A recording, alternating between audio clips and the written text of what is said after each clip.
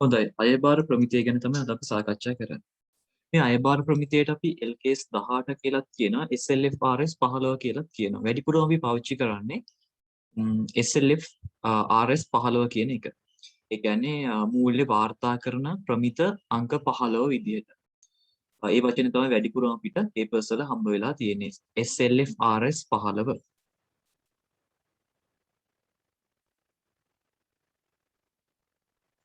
හරි. මේක ඇවිල්ලා අයභාර ප්‍රමිතිය. ඔයගොල්ලන්ගේ මේකෙන් ප්‍රශ්නෙට පටන් ගත්තේ ගිය අවුරුද්දේ ඉඳලා. මේ ප්‍රමිතය ඒ කියන්නේ සිලබස් එක වෙනස් වීමත් එක්ක විෂය නිර්දේශයට එකතු වුණාට මේකෙන් ප්‍රශ්නෙන්න පටන් ගත්තේ ගිය අවුරුද්දේ ඉඳලා. ඔයගොල්ලන්ට 2020 සමාගම් ගානට වගේ ගියොත් එහෙම බලා ගන්න පුළුවන් මේ අයභාරයට අදාළව පොඩි ප්‍රශ්නයක් වැටිලා තියෙනවා. ඊට කලින් අවුරුදු වල තිබ්බේ නැහැ. ඉතින් ඔයගොල්ලෝ ගොඩක් පාස් පේපර්ස් වල මේ ප්‍රමිතියෙන් ප්‍රශ්න හොයන්න ගියාට හම්බෙන්නේ නැහැ. හැබැයි ඔයගොල්ලෝ මතක තියාගන්න ඔයගොල්ලෝ තමයි මේ අයභාර ප්‍රමිතියෙන් ප්‍රශ්නෙන දෙවෙනි බැච් එක වෙන්නේ. එතකොට පළවෙනි එකේ ආපු නිසා සාමාන්‍යයෙන් පළවෙනි එකේ ලේසියට තමයි එන්නේ. සෙකන්ඩ් දෙවෙනි එකේදී ඒ කියන්නේ ඔයගොල්ලන්ගේ අවුරුද්දේ එන අයභාර ප්‍රමිතිය ආශ්‍රිත ගැළපිල්ල ටිකක් අමාරු වෙන්න පුළුවන්. ඉතින් ඒක පොඩ්ඩක් මතක තියාගන්න. මේක සමාගම් ගානේ තමයි එන්නේ. හරි. එතකොට මොකද මේ අනගන්න ටිකකට බෙදාද අයභාර කරන්න පුළුවන්. ලාභ නැත්නම් අයභාර. අපි අද කතා කරන්නේ මෙන්න මේ අයභාරය ගැන. හරි. සාමාන්‍යයෙන් මේ අයභාරය කියන එක භාණ්ඩ විකිණීමක් තුලින් වෙන්න පුළුවන්, සේවා සැපීමක් තුලින් වෙන්න පුළුවන්, අපි ගාව තියෙන අතිරේක වත්කම් වෙනත් පාර්ශවයන්ට කුලියට දීමෙන් වෙන්න පුළුවන් අයභාර කියන එක බිහි වෙන්න පුළුවන්. අපි මුලින්ම මූලික පැහැදිලි කිරීමක් කරගමු ටියුට් එකෙන්ම. ඊට පස්සේ මේ SLFRS 15ට අදාළව පොඩ්ඩක් සාකච්ඡා කරන්න කොටස් කීපයක් තියෙනවා. හරි. ඉතින් අපි මේ ටියුට් එකේ කොටස් ටික සාකච්ඡා කරලා ඉවර වෙලා එළින්ම සමාගම් පැත්තට අද ගිහිල්ලා ඒ ටිකත් සාකච්ඡා කිරීම කරමු. මොකද මේ තියෙන්නේ සැප්තැම්බර් මාසේ. ඒතකොට ඔයගොල්ලන්ගේ එක්සෑම් එක නොවැම්බර් මාසේ තියෙනවා. ඒක නිසා අපි දැන් මහන්සි වෙලා වැඩි කරගන්න වෙනවා. හරි. මම එහෙනම් ටියුට් එකට යන්න. මේ ටික මම ඉක්මනින් කරන්න. මොකද මේකේ ඇත්තටම කියා දෙන්න තියෙන්නේ මෙන්න මෙතන ඉඳලා. SLF RS 15 ප්‍රමිතිය ලක්ෂණ ඉඳලා තමයි කියා දෙන්න තියෙන්නේ. මෙතනින් තමයි සාමාන්‍යයෙන් දැන් අපි ගත්තොත් ඔයගොල්ලන්ගේ ඒ අවුරුද්දේ පේපර් එක ෆස්ට් පාර්ට් එකේ ඊට පස්සේ ඊට කලින් අවුරුද්දේ පේපර් එකේ ෆස්ට් පාර්ට් එකේ මෙන්න මේ SLF 15ට අදාළව ප්‍රශ්න අහලා තියෙනවා. ඒක නිසා අපි මේක තමයි මෙන්න මේ කොටස් ටික තමයි ටාගට් කරන්නේ. මෙතනින් පස්සේ ටික තමයි අනිවාර්යෙන් හොඳට පාඩම් කරගන්න ඕනේ. අපි එහෙනම් මේක බලමු තවදුරටත්. හරි බලන්න ඕනෑම ව්‍යාපාරයක ආදායම සාමාන්‍ය ක්‍රියාකාරකම් තුලින් පැන නගී. ආදායම පහත් සඳහන් සාධක දෙක එකතුවයි. ආදායම කියලා කියන්නේ ලාභයයි. මේ දෙක එකතුවට තමයි අපි ආදායම කියලා කියන්නේ. ඒ අනුව ආදායම සමානයි අයභාරය ධන ලාභය වේ. LKS 18 ප්‍රමිතිය මගින් ගැනීමත් ඊට අදාළ ගිණුම් කරන ප්‍රමිත පිළිවෙත් නිර්දේශ කිරීමත් සිදු කර ඇත. බලන්න සංකල්පීය රාමුවට අනුව අයභාරය හඳුනා ගැනීමේදී සම්පූර්ණ විය යුතු නිර්ණායක දෙකක් තියෙනවා. මෙන්න මේක ඔයගොල්ලන්ගෙන් අහලා තියෙනවා මීට කලින්. අයභාරය හඳුනා ගන්න තියෙන නිර්ණායක දෙකක් තියෙන එකක් තමයි අනාගත ආර්ථික ප්‍රතිලාභම විශ්වාසනීය ලෙස මැනීමට පුළුවන්කම තියෙනවා. මෙන්න මේ දෙක තමයි අපි අයභාරයක් හඳුනා ගන්නකොට සම්පූර්ණ වෙන නිර්ණායක විදියට භාවිතා කරන්නේ. අනාගත ආර්ථික ප්‍රතිලාභ ව්‍යාපාර තුළට ගලායමක් තියෙන්න ඕනේ. වටිනාකම විශ්වාසනීය ලෙස මයින්ඩ් හැකියාවක් තියෙන්න ඕනේ. මෙන්න මේ දෙක තමයි ලක්ෂණ විදියට ගන්න. ඒවා අහලා තියෙනවා අයභාරයේ මැනිය යුත්තේ සාධාරණ අගය මතයි. සාධාරණ අගයට තමයි මයින්ඩ්. මතක නේද සාධාරණ අගය කියන්නේ මොකක්ද කියන එක? සාධාරණ අගය කියලා අපි කතා කිව්වොත් හුවමාරුන වටිනාකම. සාධාරණ අගයක් කියලා අපි කියනවා. උදාහරණ බලන්න උදාහරණයක් දීලා තියෙනවා. මේක ඇත්තටම ලේසි. මේ ටික ලේසි. අර මෙතනින් පස්සේ තියෙන මම අර පෙන්නුව විභාගෙට එනවා කියලා විශේෂයෙන්ම අන්න ඒ ටික තමයි අමාරු. අමාරු කියන්නේ මතක තියාගන්න සෑහෙන දේවල් ටිකක් තියෙනවා. මම ඕන නිකන් උදාහරණයක් විදිහට කියන්නේ මේ අයභාර ප්‍රමිතියේ ප්‍රශ්න හැදෙන්නේ කොහොමද කියලා. ඔයාලට දෙනවා මෙහෙම මතක් වෙන්නේ.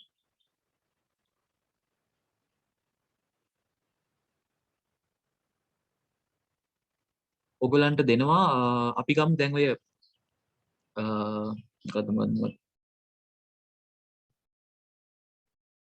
අපි ගමු මේ ඔන්න එක ව්‍යාපාරයක් තියෙනවා. ඒ ව්‍යාපාරයට ඕගොල්ලන්ට තියෙන ඔය පරිගණක සේවා සපීම CCTV කැමරා අන්න ඒ වගේ හයි කරන ව්‍යාපාරයක් තමයි ඔයගොල්ලෝ කරගෙන යන්නේ.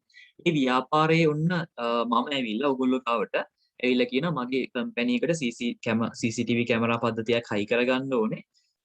ඊට පස්සේ ඒකේ මට තේරෙන්නේ නැහැ. ඒක නිසා ඔයගොල්ලන්ගේ කවුරු හරි ඔපරේට් කරන්න කෙනෙක් ඇවිල්ලා පොඩ්ඩක් ඒක මේන්ටේන් කරලා දෙන්න කියලා මම කියනවා මේ අපි කොහොම හරි ඇග්‍රීමන්ට් එකක් ගන්න අවුරුදු 10කට. ඒ කියන්නේ අවුරුදු 10ක් යනකල් ඕගොල්ලෝ ඇවිල්ලා ඒව සර්විස් කරලා දෙන්න ඕනේ. ඕගොල්ලන් කෙනෙක් ඇවිල්ලා ඒක ඔපරේට් කරගෙන ඒක රෙකෝඩ් කරනවා රෙකෝඩ් කරගෙන ඒ ටික කරන්න ඕනේ. කියලා ඔන්න මම ඔයගොල්ලත් එක්ක ගිවිසුමකට ලැබෙනවා. ඒකට ඔයගොල්ලෝ කියනවා මේ ඔයගොල්ලෝ කියනවා CCTV කැමරා ටික විතරක් හයි කර දෙන්න ලක්ෂ 5ක් ඕනේ කියලා කියනවා. නැත්නම් CCTV ටික විතරක් හයි කරලා දෙන්න ලක්ෂ 2ක් ඕනේ කියලා ඔයගොල්ලෝ කියනවා. ඊට පස්සේ ඔයගොල්ලෝ කියනවා ඊට පස්සේ මේක අපි අවුරුදු 10ක් යනකම් සර්විස් එක දෙනවනේ. ඒක නිසා තව ලක්ෂ 8ක් ඕනේ කියලා කියනවා සර්විස් එකට විතරක්. ඒතර මම කැමති වෙලා ඔන්න ඇග්‍රීමන්ට් එක ගහලා එක්ක මට පුළුවන් ඒ වෙලාවෙම සල්ලි දෙන්න. නැත්නම් ඒකම අපි එකක වෙච්ච විදිහකට ගෙවීම් කරන්න පුළුවන්. මෙන්න මේ වගේ ඒවා තමයි අයබාර ප්‍රමිතියට ගන්න. එතකොට දැන් මේකේදී ඔප්ෂන් දෙකක් තියෙනවා. සමහර වෙලාවට මට පුළුවන් CCTV කැමරා සෙට් එක විතරක් අරගන්න සර්විස් එක මම කරගන්න. අපි මේ ඉන්න සේවකයෙක් එක්ක පුරුදු කරගෙන මට පුළුවන් ඒකට දාලා වැඩි ටික කරගෙන යන්න. ඒ ඔප්ෂන් එක එකක්. නැත්නම් මට පුළුවන් ඕගොල්ලන්ගෙන් කෙලින්ම මේ සර්විස් එකට එක්කම ගන්න. එතකොට අන්න ඒ වගේ අවස්ථාවකදී කොහොමද මේක වාර්තා කරන්නේ? ඒක තමයි අයබාර ප්‍රමිතියේදී කතා කරන්නේ. 2020 අවුරුද්දේ පේපර් එකෙත් මම හිතන්නේ ඔය ආශ්‍රිත ගානක් තමයි තිබ්බේ. මට විනාඩියක් දෙනවනම් මම උනා එක පෙන්නන්න. ඒ කියන්නේ මේ ප්‍රමිතිය ගොඩක් අය ලොකුවට හිතන්නේ නැහැ. නමුත් මේක ඕගොල්ලන්ගේ අවුරුද්දේ තමයි මේ ප්‍රමිතිය එන්න පටන් ගන්නෙ. ටිකක් ලොකුවට.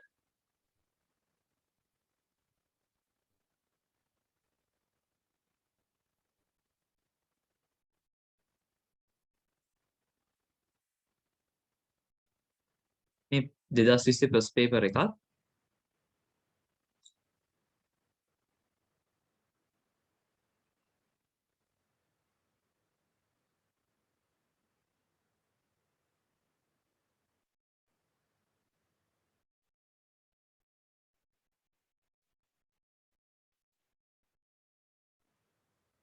ගොඩක් වෙලාවට මේකෙන් ප්‍රශ්න තියෙන්නේ මේ 30 ඉඳන් 50 දක්වා අතර කොටස් වල. තේරුණාද?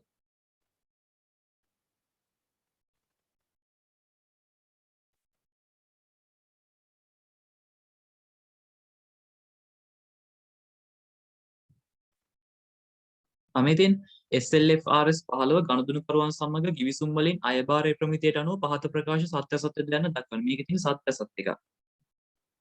ඒක නම් ඉතින් ලේසි වෙයි. අපි ඉතින් මේක බලමු. මේකේ ඒක කරන්න බෑ. 2020 පේපර් එකේ තියෙන ප්‍රශ්න ලේසි. 19 මේකේ තිබ්බ ටිකක් වෙනස් එකක්. ඒක බලන්න ඕනේ. මම සෙකන්ඩ් පේපර් එකත් පොඩ්ඩක් පෙන්නන්න ඔයගලන්ට. මේ තියෙන අයබාර ප්‍රමිතියට දාලා තියෙන මෙන්න මේක. මේ බලන්න. ප්‍රොමිලක 4. සමාගම විසින් භාණ්ඩ විකිණීමට හා විකිණීමෙන් පසුව මාස 6ක් තුළ නඩත්තු සේවා සැපයීම සඳහා 2023 1 දින අනුදෙනුකරු සමග ගිවිසුමකට එළඹෙන ලදී. ගිවිසුමේ මුළු ප්‍රතිෂ්ඨාව ලක්ෂ 15ක් වූ අතර ඉන් ලක්ෂ 10ක් භාණ්ඩ විකුණුම් සඳහා වන අතර ඉතිරි නඩත්තු සේවා සැපයීම සඳහා වේ. සමාගම විසින් ගිවිසුම මත එකග වූ සියලුම භාණ්ඩ 2020 3 31 දින විකුණන ලද අතර ගිවිසුමේ මුළු ප්‍රතිෂ්ඨාව මුදලි ලැබී ඇත. මෙම මුළු වටිනාකම විකුණුම් කළ ගිණුම් කර ඇත කියලා තියෙනවා. දැන් බලන්න මේකෙදි මොකද කරන්න කියලා සමහර අයට මාර ප්‍රශ්නයක්. එතකොට මේක මේ වගේ වාර්තා කරන්න තමයි මට අද කියද්දි මම කරන්නේ. ඒතකොට අනිවාර්යෙන් ඔයගොල්ලන්ගේත් මේ වගේ එකක් තියෙනවා. සමහර මේක දැන් ගොඩක් අයට එන නිකන් විකෘති ප්‍රශ්නයක් වගේ. මොකද්ද කරන්න කියලා එකපාරට අදහසක් නැහැ. සමහර මේක 6න් බෙදලා එකක් ගන්න යනවා. ඒ වගේව ගන්න කියා දෙන්න ඔයගොල්ලන්. හරි බලමු. උදාහරණ තියෙනවා. ව්‍යාපාරයක් 15ක එකතු කළාගේ මත භාණ්ඩ විකිණීමේ හතතොත් ඉන් කොටස් දෙකක් තියෙනවා. එකක් තමයි වැට් එකත් එක්ක 46000ක් ගත්තොත් ඒකේ කොටස් දෙකක් වෙන එකක් තමයි එකතු කළාගේ මත බදු වැට් රහිත විකුණුමක වටිනාකම 46යි. වැට් නැති විකුණුම වල වටිනාකම වෙන්නේ 40000යි. විකුණුම වලින් ලැබෙන ලාභය අනුව ව්‍යාපාරයට ආර්ථික ප්‍රතිලාභ ලැබීම. එකතු කළාගේ වූ රුපියල් 6000ක ව්‍යාපාරයට ආර්ථික ප්‍රතිලාභ ලැබීම සිදු නොවේ. එතකොට මෙන්න මේ 46000ට අදාළව අපි ඒක වාර්තා කරද්දි ළමයි මේකෙන් හත් කලා ඒම කියන එක නම් දෙකේම තියෙනවා 40000නුයි 6000නුයි. හැබැයි මේ 6000 කියන එක අපිට නෙමෙයි ප්‍රතිලාභ ගලායමක් වෙන්නේ රජයට. ඒක නිසා මේ නැතුව 40000 වගේ විතරක් අපි අයබාර විදිහට හඳුන ගන්නවා කියන එක මෙතනදී කියලා තියෙනවා. මේක අර කියා දෙන්න තරම් දෙයක්වත් නෑ. ඔයගොල්ලෝ මේක සාමාන්‍ය මෙච්චර කාලයක් ඉගෙනගෙන තියෙන්නේ මේ කතාවම තමයි. අයබාර විය යුතු වටිනාකම විශ්වාසනීය ලෙස තක්සේරු කිරීමේ හැකියාව තියෙන්න ඕනේ. අයබාර ප්‍රමිතියට අනුව අයබාරයන්ට පහත දැක්වෙන දේ පමණක් අන්තර්ගත කර ඇතවාත්කම් වෙනත් පාර්ශවයන්ට භාවිතා කිරීමට අවස්ථාව ලබා දීම මගින් පේන පොලී පුරස්කාර ලාභාංශ වගේ දේවල්. මෙන්න මේවට තමයි අපි අයබාර ප්‍රමිතියේදී හඳුන ගැනීම අතිරික්තවත්කම් වෙනත් පාර්ශවයන්ට කුලියට දීමෙන් ලබන පොලී පුරස්කාර ලාභාංශ වගේ දේවල්. කලින් පින්න කොටස් ටික. භාණ්ඩ විකිණීමේ අයබාරය. ආයතන විසින් නිෂ්පාදනය කරන ලද භාණ්ඩ ඕ නැවත විකිණීමේ පරමාර්ථයෙන් මිලදීගත් භාණ්ඩ විකිණීමට යනුව භාණ්ඩ විකිණීම මගින් ගණිත වන ආදායම හඳුනා ගැනීමට පහත කොන්දේසි සම්පූර්ණ වේ යුතුයි. ඒකේ යුතු මට්ටමින් විකුණුකරුවෙන් දැනුම්කරට මාරු වෙලා තියෙන්න ඕනේ. ඒකින් ජනිත වන ආදායම හඳුනා ගන්න පහත කොන්දේසි සම්පූර්ණ වෙන්න ඕනේ. ඒවා අහන්න පුළුවන්. එකක් තමයි භාණ්ඩ පිළිබඳ අවදානම හා ප්‍රතිලාභ සැලකී යුතු මට්ටමකින් විකුණුකරුවෙන් දැනුම්කරට මාරු වෙනවා. ඒ කියන්නේ අපි ආදායම හඳුනා ගන්න අපි බඩු ටික දැනුම්කරට දෙන්න ඕනේ. ඕකෙදි කියන්නේ සල්ලි හම්බෙන්න ඕනේ කියන එක. අපේ බඩු ටික මංගාව තියෙනවා මොනවා හරි බාන ටිකක් මම ඔයාට දෙන්න ඕන. ඒ දීපු අවස්ථාවේ තමයි ආදායම හඳුනගන්නේ. ඒකයි අර අපි කියන්නේ අර විකිනීමියෝ අපසු ඉන්නේ පදනමත් යවුත් ඔබ ගැළපීම වගේ ගැළපිලි කරන මතද ඔයගලන්ට. ඊට පස්සේ ගණු විකුණු නමුත් ගනුදෙනු කර ඉවත් කරනවත් ඔබ අන්න ඒ වගේ ගැළපිලට අදාළ වෙන්නේ මේ දේවල්ම තමයි. අංක 2 විකුණුම් වටිනාකම විශ්වාසනීය ලෙස මයින්න පුළුවන්කම තියෙන්න ඕනේ. ඒ කියන්නේ ගාණ කියන්න පුළුවන්කම තියෙන්න ඕනේ. විකුණුම් පිරිවැය විශ්වාසනීය ලෙස මයින්න පුළුවන්කම තියෙන්න ඕනේ. පිරිවැයත් කියන්න පුළුවන්කම තියෙනවා. ගනුදෙනුව හා බැඳුණු අනාගත ආර්ථික ප්‍රතිලාභ ව්‍යාපාර වෙත ගලා එමි අව්‍යතාවයක්. ගලා එන්න හැකියාවක් තියෙන්න ඕනේ. අංක 5 ගත්තොත් එහෙම භාණ්ඩවල අයිතිය පිළිබඳව කළමනාකරන මැදිහත් වීම හෝ පාලනයක් විකුණුම්කරු විසින් කරන්න නොකළ යුතු වෙන්න ඕනේ. ඒ කියන්නේ භාණ්ඩ වික්කට පස්සේ ආයෙත් ඒක එපා කියන්න අනම්මනම් ඒව කියාගන්න බැහැ කියන එක තමයි මෙතනින් අදහස් කරලා තියෙන්නේ. අපි මේ ටිකට අග්ගාලා බලමු. සේවා සැපීම. සේවා සැපීම සම්බන්ධයෙන් අවසාන ප්‍රතිඵල, ඒ කියන්නේ සමාප්ති මට්ටම. විශ්වසනීය ලෙස ඇස්තමේන්තු කළ හැකි වූ විට ගිණුම් කාලච්ඡේදයේ අවසාන දිනේ වන විට නිමුමේ වටිනාකම ආදායම් ලෙසට හඳුනා ගැනේ. බලමු සේවා ගනුදෙනුවක අවසාන ප්‍රතිඵලය විශ්වසනීය ලෙස ඇස්තමේන්තු කළ හැකි වන්නේ පහත් සඳහන් කොන්දේසි සම්පූර්ණ වූ විටයි. සමාප්ති මට්ටම විශ්වසනීය ලෙස මැනීමට හැකි වේ. මම උදාහරණයක් කියන්න ඔයගලන්ට මෙහිම අපි ගමු මෙහිම. මට හම්බෙනවා ඔයගොල්ලන්ට ව්‍යාපාරයක් තියෙනවා. ඔයගොල්ලන්ගේ ව්‍යාපාරට ඕඩර් එකක් හම්බෙනවා.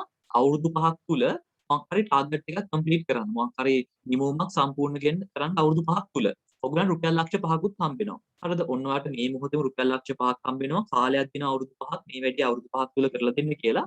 ඔයාලට සල්ලි ටික හම්බෙනවා ලක්ෂ 5ක් මේ මොහොතේම. ඒතකොට ඔයගොල්ලෝ මේ මොහොතේම සල්ලි ටික හම්බුණා කියලා ආදායමට ගන්නෙ නැහැ. මොකද ඔක හම්බුනේ අවුරුදු 5කට නේ. එහෙමයි කියලා ඔක පහෙන් බෙදලා ගන්නෙත් නැහැ. අපි මේකෙදි කරන්නේ අපි බලනවා පළවෙනි අවුරුද්දේදී මොකද කළේ? අපි පළවෙනි අවුරුද්දේදී වැඩි 110යි සම්පූර්ණ කළේ. එතකොට අපි මේ අවුරුද්දේදී පළවෙනි අවුරුද්දේ රුපියල් 50000ක ආදායමක් විතරයි හඳුනගන්නේ. එතකොට අපිට පුළුවන් ලක්ෂ 2,50,000ක වගේ ආදායමක් හඳුනගන්න. ඔන්න ඔක තමයි මේ සමාප්ති මට්ටම කියලා කියන්නේ. මේ වැඩි අවසන් කරපු විදිහට තමයි අපි අවුරුද්ද ඉවර කළා කියලා. ඔන්න මේ අවුරුද්ද ඉවර වෙනකොට ලක්ෂ 5ම ආදායම විතර හඳුනගන්න. ඒක තමයි මේකෙන් කියන්නේ.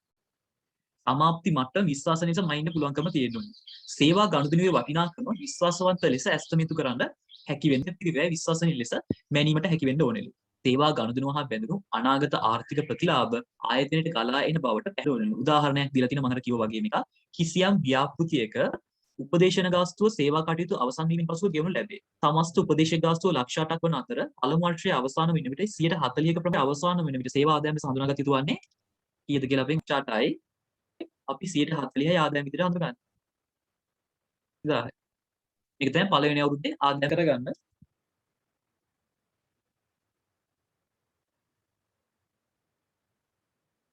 මේ ටික නම් ලේසි අර ඊළඟ ටික තමයි කතා කරන්න තියෙන ටික.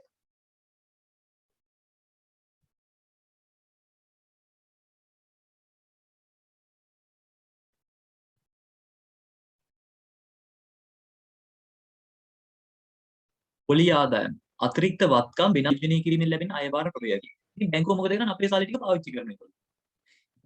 ගනුදෙනුවට අදාළ පොලි ආදායම කොපමණද යන්න කාලය හා සමානුපාතිකව උපචිත පදනමට පොලි කිවිසුම අනුව හඳුනා ගන්න ඕනේ. විශ්වසනීය ලෙසට මැනීම කළ හැකිවීමත් අනාගත ආර්ථික ප්‍රතිලාභ ගලා ඒම අහුරු වීමත් සිදුවන්නේ නම් පොලි අයබාරය විදිහට හඳුනා ගන්න පුළුවන්. ඒතර ළමයි මේ අයබාරය කියන එක ලියද්දී දැන් මේ ඔයගලන්ට ඕනම් පුළුවන් සමාගම් ගානක අර සමාගම් ගාන හදද්දී ඔයගලන්ට ආකෘතිය මතකයි නේද? ඔයගලන්ට විකුණුම් කියලා ලියන්නේ නැතුව අයබාරය බලන්න 2020 මාකින් එකේ කොහොමද දන්නේ තියෙන්නේ? සමාගම් ගාන විස්තීර්ණ ආදායම් ප්‍රකාශනයේ සමහරට අපිට අයබාරය කියලා වචන ලියන්න පුළුවන්. මේකේ කොහොමද තියෙනවා? මේක විකුණුම් කියලාමයි තියෙන්නේ. අයබාරය කියලා දාලා නැහැ. අයබාරය කියලා ලියන්නත් පුළුවන්.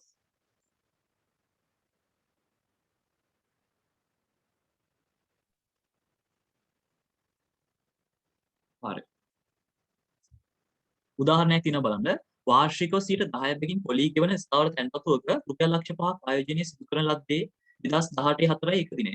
ගිණුම් වර්ෂයේ 2018 12:31කින් අවසන් වේ නම් පොලී ප්‍රමාණය ගණනය කළ හැකි වේ. එනම් කාලච්ඡේදයේ පොලී ආදායම ලෙස ගත යුත්තේ 37500ක් වේ. බලමු ඇත්තද කතාව කියලා. අපි 10%ක පොලිය ගෙවන ස්ථාවර තැන්පතුවක රුපියල් ලක්ෂ 5ක් ආයෝජනය කරාලු. ආයෝජනය කරලා තියෙන 2018 4යි 1. ගිණුම් වර්ෂයේ 2018 12:31 අවසන් වෙනවා. ඒ කියන්නේ මාස 9යි නේද? එනම් පොලි ආදායම කිසිදු මුදලක් ව්‍යාපාරට හම්බුනේ නැති වුණත් අපිට අපේ අවුරුද්දට දාලා ආදායම හොයාගන්න පුළුවන්. එනම් කාලසටහන ලක්ෂ 100 සීම තියෙන්නේ මාස 9කට. ඒ කියන්නේ 12න් තියෙන්නේ මාස 9කට. ඒ කියන්නේ 12න් 9ක්. කියන්නේ 4න් 3ක්.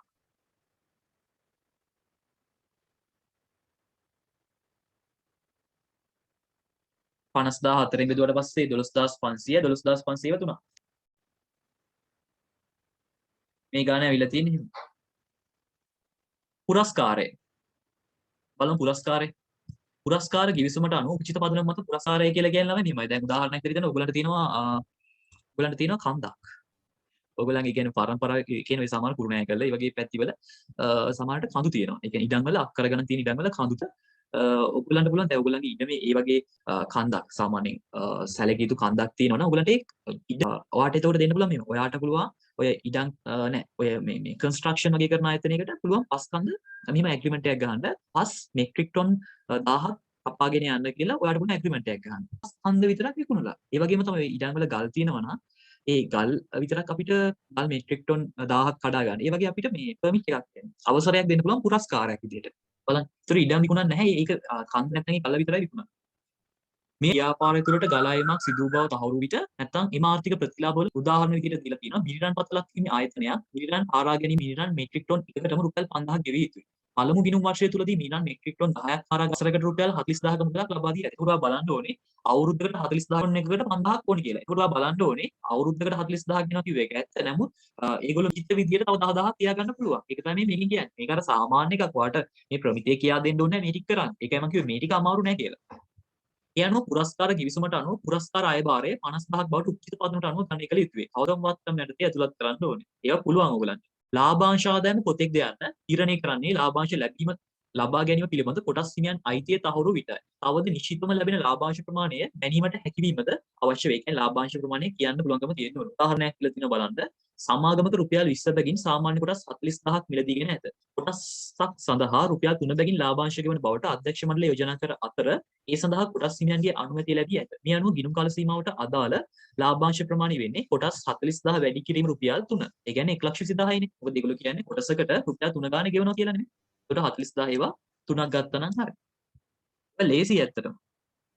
ඊට පස්සේ මේ අයභාරය කියන එක නිර්වචනයකුත් දීලා තිනවා. මම මේ ටග් ගාලා මේ ටිකට ආවා විතර. කරුවන්ගේ සහභාගීත්වයෙන් හිමිකමේ සිදුවන වැඩිවීම හැරුණු විට ව්‍යාපාරයේ හිමිකම් වැඩිවීමට බලපාන සාමාන්‍ය ව්‍යාපාර කටයුතු වලින් ලැබෙන ආර්ථික ප්‍රතිලාභ වල ගලගලා ඒකට අපි කියනවා අයභාරය කියලා. එම ප්‍රතිලාභ විකුණුම් සේවා ගාස්තු පොලි පුරස්කාර ලෙස විවිධ ආකාර ගන්න පුළුවන්. මේක තමයි අයභාරය කියන එකට අදාළ නිර්වචනය වෙන්නේ. මේක නම් අහලා නැහැ ඊට කලින්. ඔයගොල්ලන්ට නිකන් බලාගත්ත නම් ඇති. ගොඩක්ම ළඟ මේකේ ආදායම නිර්වචනය තමයි ගොඩක් ළඟින් ගිහිලා තියෙන්නේ. බලන්න. මොකද මේ ආදායමේ කොටසක් නිසා තමයි අයභාරය කියන්නේ. අයිතිකරුවන්ගේ සහභාගීත්වයෙන් හිමිකමේ සිදුවන වැඩිවීම හැරුණුතුලින් ලැබෙන ආර්ථික ප්‍රතිලාභ වල ගලගලා ඒවා. ඒක විකුණුමක් වෙන්න පුළුවන්, සේවා ගාස්තුවක් වෙන්න පුළුවන්, පොලියක් වෙන්න පුළුවන්, පුරස්කාරයක් වෙන්න පුළුවන්. ඔයගලන්ට මතක ඇති අපි කතා කළේ මේ පාඩම පටන් ගන්නකොටම අයභාරයේ කොටස් තුනකින්. එකක් භාණ්ඩ විකිණීම, සේවා සැපීම, පොලි පුරස්කාර ලාභාංශ කියලා. ඉතින් ඒ තුනට තමයි අයභාරය කියලා තියෙන්නේ.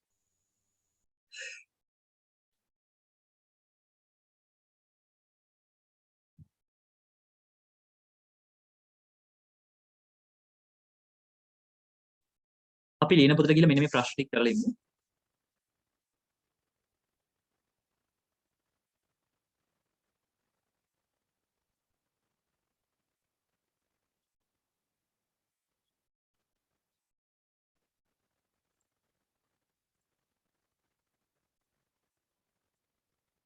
හරි බලන්න අයභාර ප්‍රමිතියට අනුව අයභාරය තුල අන්තර්ගත දේ සඳහන් කරන්න. ඔගොල්ලෝ LKS 18 නැත්නම් SLFRS 15 කියලා දාලා මේක ලියා ගන්න.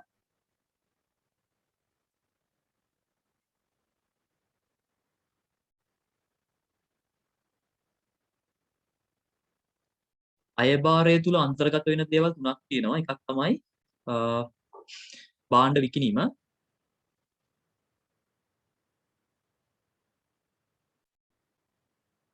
සේවා සැපීම,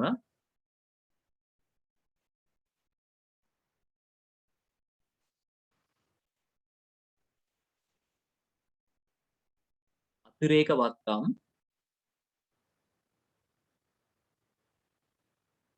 කුලියට දීමෙන්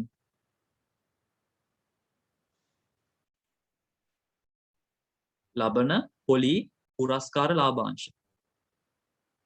පොලි පුරස්කාර ලාභාංශ.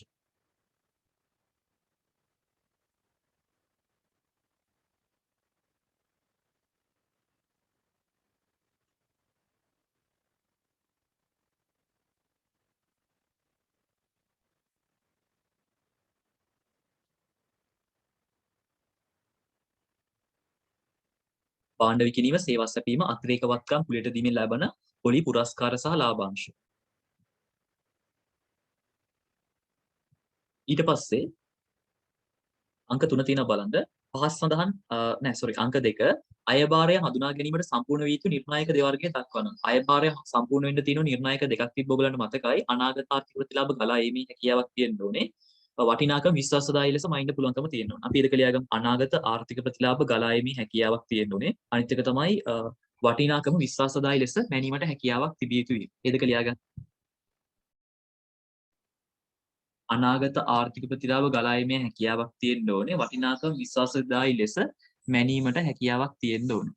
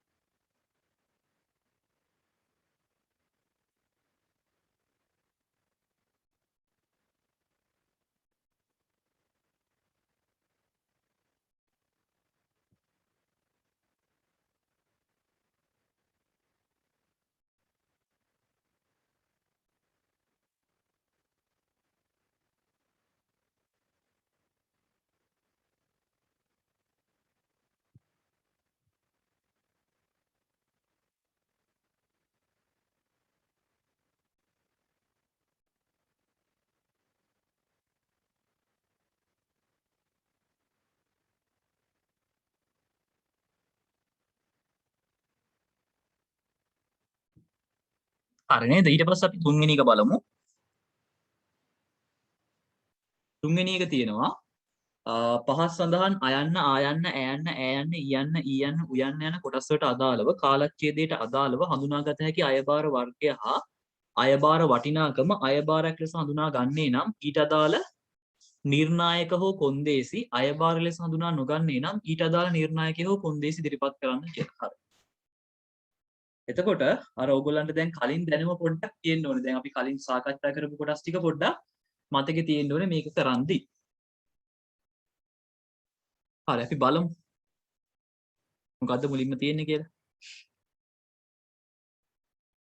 අයන්න යෝගට් නිෂ්පාදනය කර විකුණන සේනානි සමාගම මනෝද්‍යා සමාගමට අලෙවි කළ යෝගට් වෙනුවෙන් මනෝද්‍යා සමාගමින් එකක් රුපියල් 15700 බැගින් විදුලි පංකා දෙකක් ලබා ගැනීම හා ප්‍රතිෂ්ඨාව පියවීම සඳහා ඉතිරි මුදල වෙනුවෙන් 18600ක චෙක් පොතක් ලබා ගැනීමෙන් ගනුදෙනුව සම්පූර්ණ වුණාලු. එතකොට අපෙන් අහලා තිබ්බේ මොකක්ද? අයභාරය ලෙස හඳුනාගත හැකි අයභාර වර්ගය. එකක් තමයි අපෙන් අහලා තිබ්බ අයභාර වර්ගය. ඊට පස්සේ වටිනාකම. ඊට අදාළ කොන්දේසි අයභාරයක් ලෙස හඳුනාගන්නේ නම් ඊට අදාළ කොන්දේසි හඳුනාගන්නේ නැත්නම් ඊට අදාළ නිර්ණායකයක කොන්දේසි. හරි. අපි මෙහෙම කරමු. මේකට පොඩි ටාට් එකක් වගේ ගහලා උත්තරේ ලියමු. මම ගන්නම් මෙහෙම ගනුදෙනුව.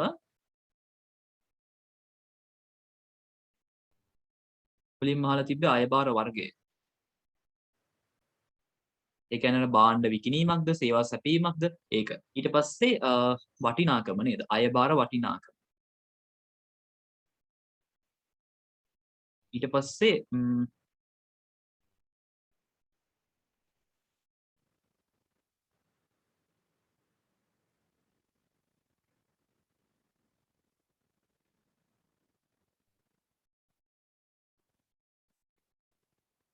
අයභාරයක් ලෙස හඳුනා ගැනීම.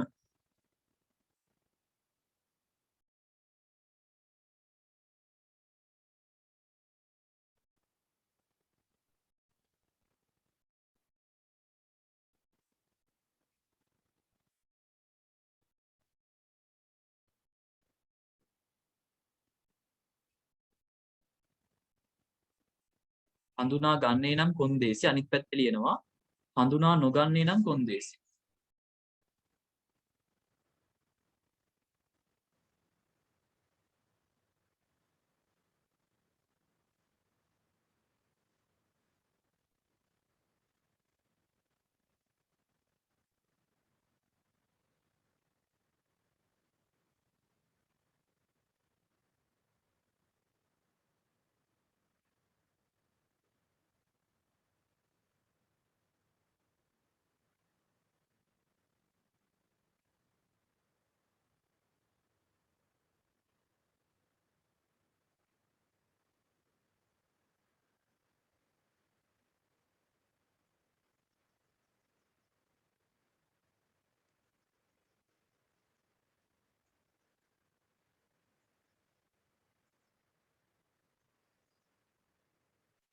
හරි මේ විදිහට පොඩි chart එකක් ගහගන්න.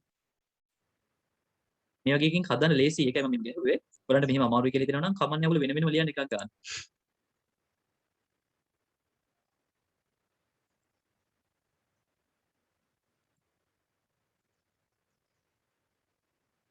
ගනුදෙනුව අයබාර වර්ගයේ අයබාර වටිනාකම අයබාරයක් ලෙස හඳුනා ගන්නේ නම් කොන්දේසි අයබාරයක් ලෙස හඳුනා නොගන්නේ නම් කොන්දේසි. ඔය ටිකනේ අහලා තිබ්බේ.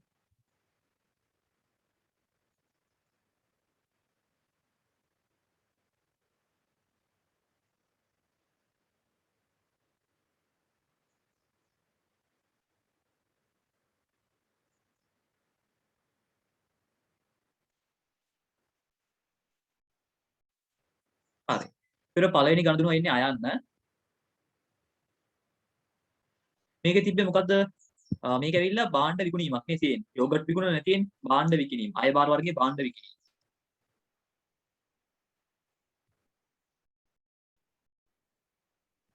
අයබාරයේ වටිනාකම කීයද? බලමු වටිනාකම කීයක් වෙනවද කියලා මේකේ.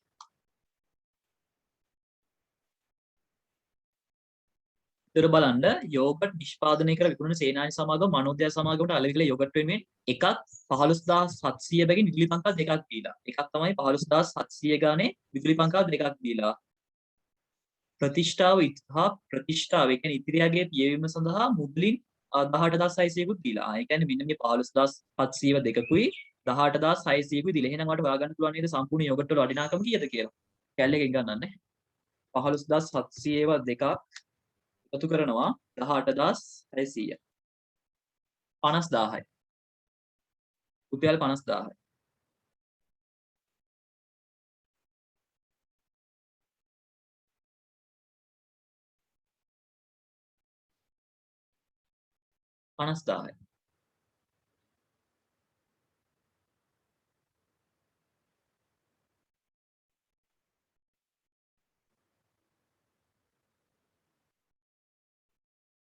අයබාරයක් ලෙස හඳුනා ගන්නවද? ඔව්.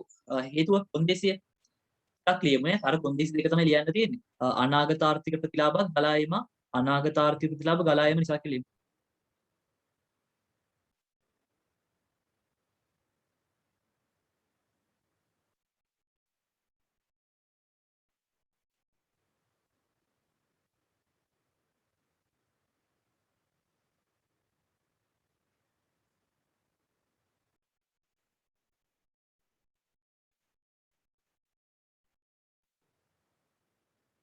ඔන්න එකක් හරි.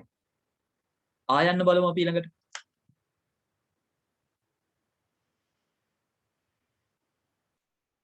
දැන් මේක මේ ප්‍රශ්නේ ඇවිල්ලා මේ ඔයගලන්ගේ මේ මොකද සිලබස් එකේ තියෙන ප්‍රශ්නයක්. ඒ කියන්නේ ඔයගලන් ගුරුවත් පොතේ තියෙන ප්‍රශ්නයක් තමයි මම මේ ගත්තේ.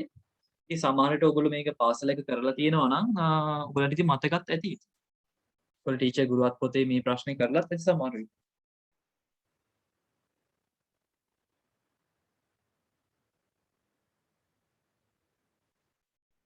ඒක ඉවර නම් ආයන්න බලන්න.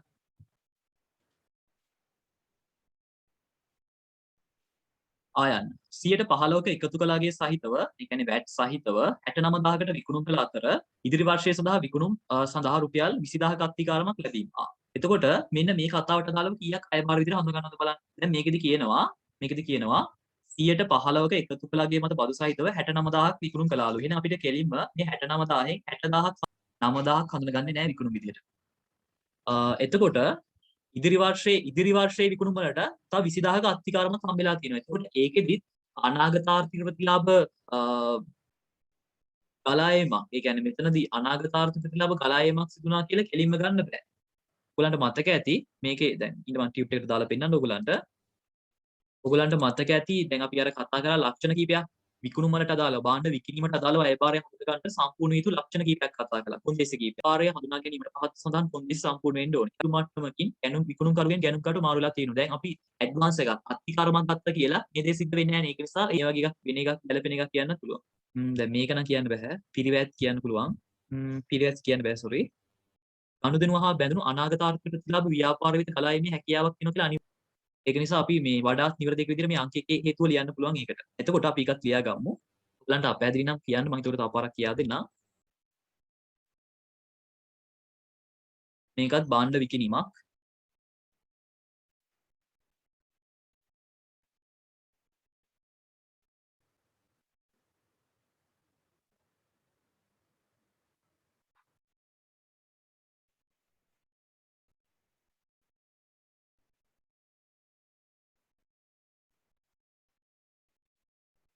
ඒකේ කෑලි 3ක් තියෙනවා. මේ 60000 නම් හඳුනා ගන්නවා ආදායමක් විදියට. එක හේතුවක් කිව්වා නම් ඇති අනාගත ආර්ථ.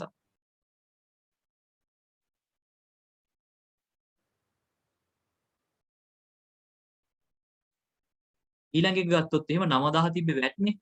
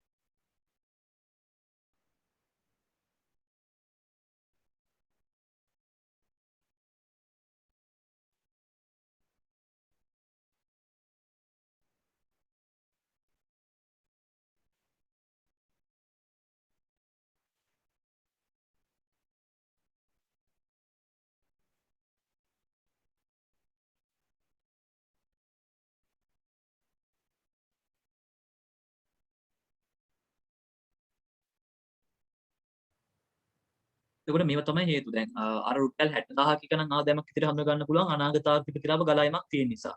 9000 ගේ හඳුනා ගන්න බෑ ඒක වැට් එකක් නිසා. ඒ කියන්නේ අනාගත ආර්ථික ප්‍රතිලාභ ගලායමක් නෑ. අපිට හම්බෙන්නේ ඒක රජයට තමයි යන්නේ. ඊට පස්සේ 20000 ගේ හඳුනා ගන්න නැත්තේ භාණ්ඩවල අයිතිය විකුණුම් කරුගෙන් ගණන් කරන්නට මාරු වෙලා නෑ. ඒක ඇඩ්වාන්ස් එකක් විතරයි. හැබැයි මේ තුනම අයිති වෙන්නේ භාණ්ඩ විකිණීම කියන අය බාර වර්ගයට. හැබැයි ඒක හඳුනා ගැනීම කරන්නේ නෑ එච්චරයි. මම හිතනවා ඔයගලන්ට දැන් අදහසක් එන්නේ නැති මේ කොටස ගැන. දැන් ඇත්තටම මේකෙනුත් නෙමෙයි මේවා ඔයගලන්ට කරගන්න පුළුවන් මේ දැන් කරන සෙට් එක. මේකේ අමාරු ටික තමයි තව ටිකකින් අපි කතා කරන්නේ.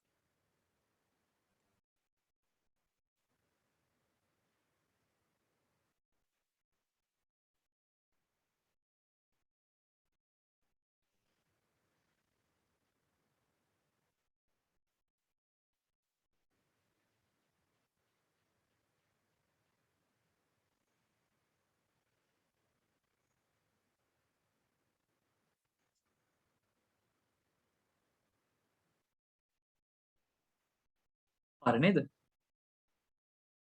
අපි බලමු දියන්න.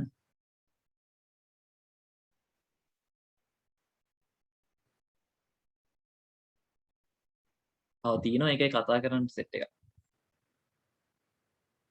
බලමු නෑ ඇයන්නක් තියෙනවනේ.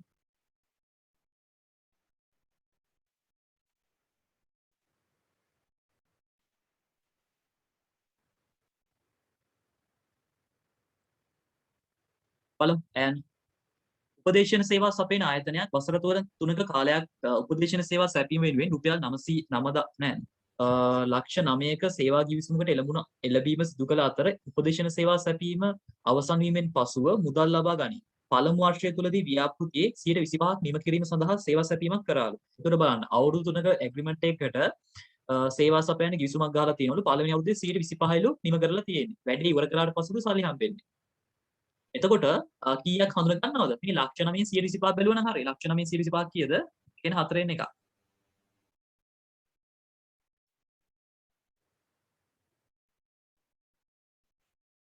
2,25,000.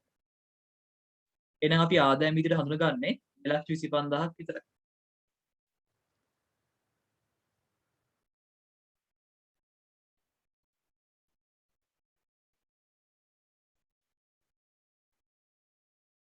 2,25,000.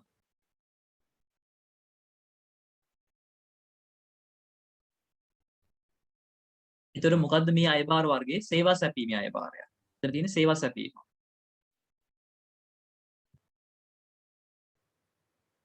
වටිනාකම රුපියල් 2,25,000යි. හඳුන ගන්නවද? ඔව්. අනාගත ආර්ථික ප්‍රතිලාභ ගලා එන නිසා. ඒ අදාළ ගාන විතරක් කිව්වම ඇති. ඉතින් මේක ඉතුරු ටික කොහොමද දන්නේ නැහැ. කොහොමත් හම්බෙලත් නැහැ. වැඩිපුර හම්බුණා වගේ නම් ගන්නෙ නැහැ කියලා කියන්න තිබ්බ. ඉතින් අපි අදාළ ටික විතරක් ගත්තා උන්නේ.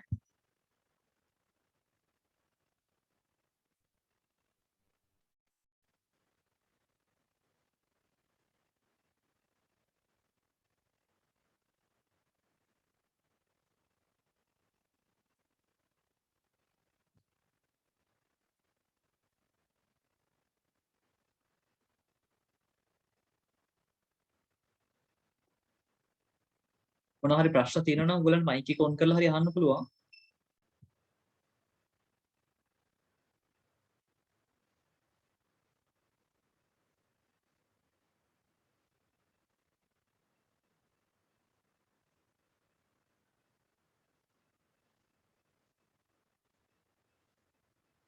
බලමු යන්න. වාර්ෂික 10% බැගින් පොලිගෙන මුල් පොලි ගෙවන වෙන්න ඕනේ. ගෙන නෙමෙයි ගෙවන.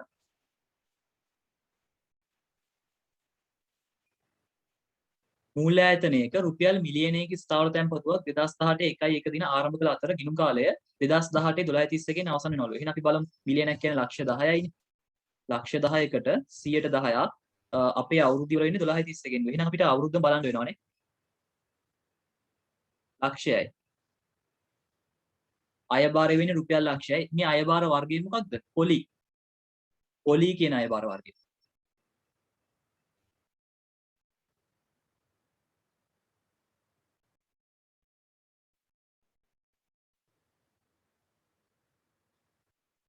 අනාගත ආර්ථික ප්‍රතිලාභ ගලා එන නිසා.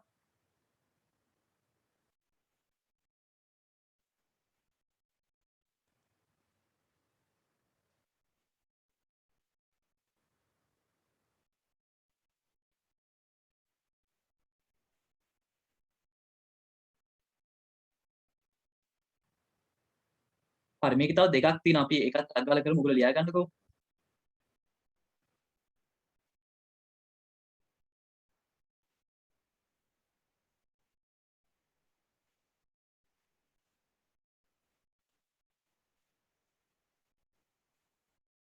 බලමුනේ.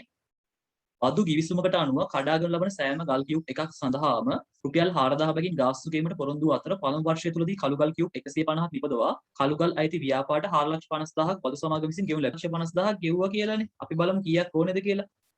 කියුබ් 150ක් කඩලා තියෙනවනේ. අපි බලමු 4000 ගාන 150ක් කියන්නේ කීයද කියලා.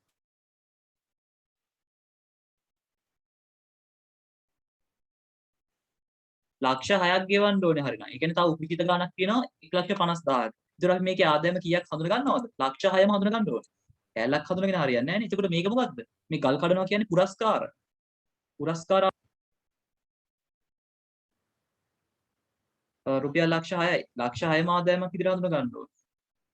ඒකට ලියමු අනාගත ආර්ථික ප්‍රතිලාභ ගලා යන නිසා.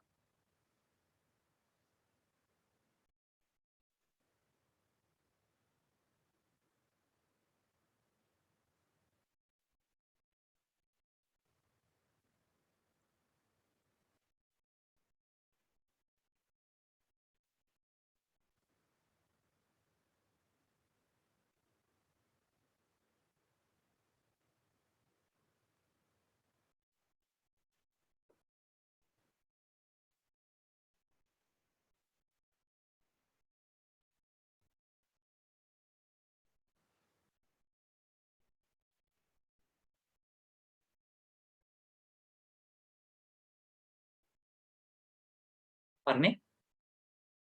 අපි එනම් බලමු මේකේ අන්තිම එක. සාමාන්‍ය කොටස් 20000ක් කොටසක් රුපියල් 40 මිලදීගත් අතර පළමු වර්ෂය සඳහා 8%ක ලාභාංශ ගෙවීමට අධ්‍යක්ෂකවරුන් යෝජනා කර ඇත. සාමාන්‍ය කොටස් 20000ක් සඳහා කොටස් සාමාන්‍ය කොටස් 20000ක් කොටසක් රුපියල් 40 බැගින් මිලදීගත් අතර පළමු වර්ෂය සඳහා 8%ක බැගින් ලාභාංශ ගෙවීමට අධ්‍යක්ෂකවරුන් යෝජනා කර ඇත.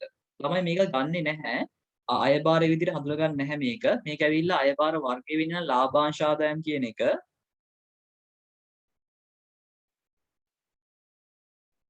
ලාභාංශ ආදායම් කියන එක මේක ආදායමක් විදිහට හඳුනා ගන්න නැහැ. මොකද මේක යෝජනාවක් විතරයි. ඒක නිසා හඳුනා ගන්න නැහැ. මොකද සාමාන්‍ය කොටස් හිමියන්ට ලාභාංශ ගෙවන එක අනිවාර්ය දෙයක් නෙමෙයි. ඔගොල්ලෝ ඒ කියන්නේ සාමාන්‍ය කොටස් හිමියන්ට අනිවාර්යයෙන්ම ලාභාංශ ගෙවන්න ඕනේ කියලා එකක් නැහැ. ඉතින් අපි සාමාන්‍ය කොටස් සඳහා ලාභාංශයක් ගිණුම් ගත කරන්නේ ගෙවුවොත් විතරයි. ඒ කියන්නේ අපි අපිට කිව්වොත් වර්ෂය තුල ගෙවා ඇත කියලා අන්න ඒ කොටස ගිණුම් ගත කරනවා මිසක් මේගොල්ලෝ නිශ්චිත ලාභාංශ ප්‍රමාණයක් නැහැ. ඒක නිසා අපි ඒක වාර්තා කරන්නේ නැහැ. ඔයගොල්ලෝ සමාගම් ගණන් කරන කට්ටිය විදිහට දැන් දන්නවනේ. ඒ කියන්නේ මගේ අපි තාම කලේ නැති වුණාට ඔයගොල්ලෝ සමාගම් ගණන් හදද්දී සාමාන්‍ය කොටස් හිමියන් සඳහා ලාභාංශයක් යෝජනා කර තිබීම කියන එක ගලපන්නේ නැහැ. ඒකට හේතුව තමයි සාමාන්‍ය කොටස් හිමියෝ වර්ණීය කොටස් හිමියෝ වගේ නිශ්චිත ලාභාංශ ප්‍රතිශතයක් නැහැ. ඉතින් ඒගොල්ලන්ට ලාභාංශ ගෙවන එක අනිවාර්යයක් නැහැ. ගෙවුවා නම් විතරයි වාර්තා වෙන්නේ. ඒක නිසා මේක ලියමු. ලාභාංශ ආදායම් තමයි අයබාර වර්ගය වෙන්නේ. ආදායම වෙන්න ඕනේ ගානක් ලියමු. හැබැයි හඳුනා ගන්න නැහැ. 108 බැගින්නේ. ඒතර මේ ගන්නකොට ගන්නේ 40 ඒවා 200ක් නේ 20000ක්. ඒකෙන් 108ක්. ඒ කියන්නේ ලක්ෂ 8න් 108ක් නේ.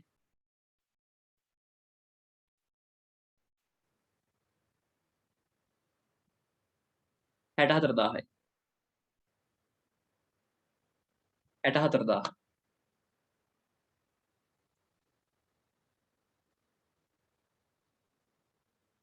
මේක හේතු විදිහට අපි ලියාගමු.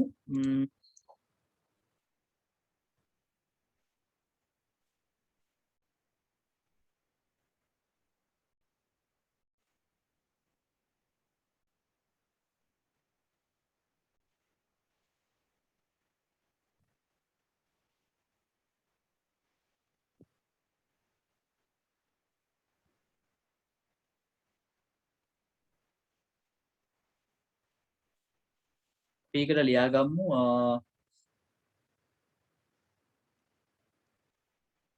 අනාගත ආර්ථික ප්‍රතිලාභ ගම නිශ්චිත නොවන නිසා.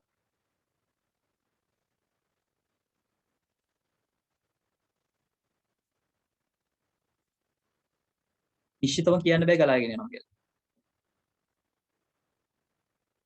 ඔන්න ගෙව්වා කියලා දුන්නා නම් ගන්න තිබ්බ ළමයි. ගෙව්වා කියලා දීලා නැහැ.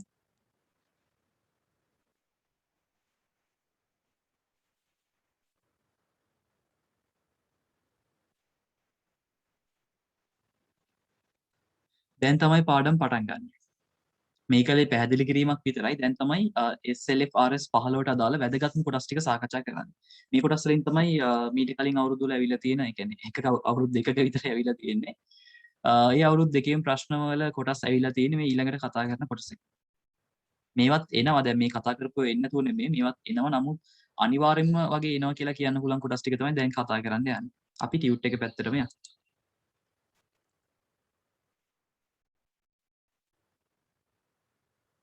බලන්න SLF RS ප්‍රමිතියෙහි ලක්ෂණ. මෙන්න මේ ටිකෙන් තමයි ප්‍රශ්න අහලා තියෙන්නේ ගිය අවුරුද්දේ 2019 අවුරුද්දේ ෆස්ට් පේපර් එකේ. සෙකන්ඩ් පේපර් එකේ තිබෙන්නේ නැහැ.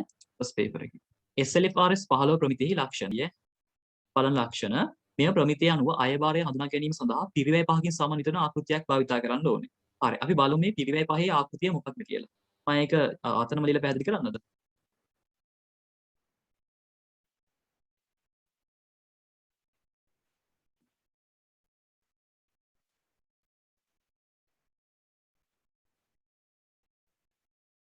මෙන්න මේ පියවර ටික නම් අනිවාර්යයෙන් ගන්න ඕනේ.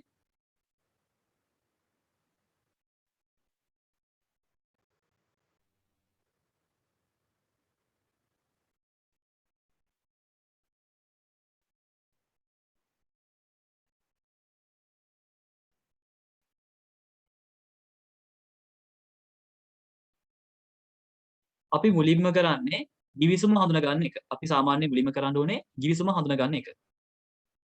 ගිවිසුම හඳුනා ගැනීම තමයි අපි මුලින්ම කරන්න ඕනේ. ඊට පස්සේ අපි දෙවෙනියට කරන්නේ දැන් අපේ ඇග්‍රීමන්ට් එක මොකක්ද කියලා බලනවා. මතකද මම අර උදාහරණයක් කිව්වා ඕගොල්ලන්ට පටන් ගද්දිම ඕගොල්ලන්ට තියෙනවා කම්පියුටර් සර්විස් අපේන මොකක් හරි බිස්නස් එකක්.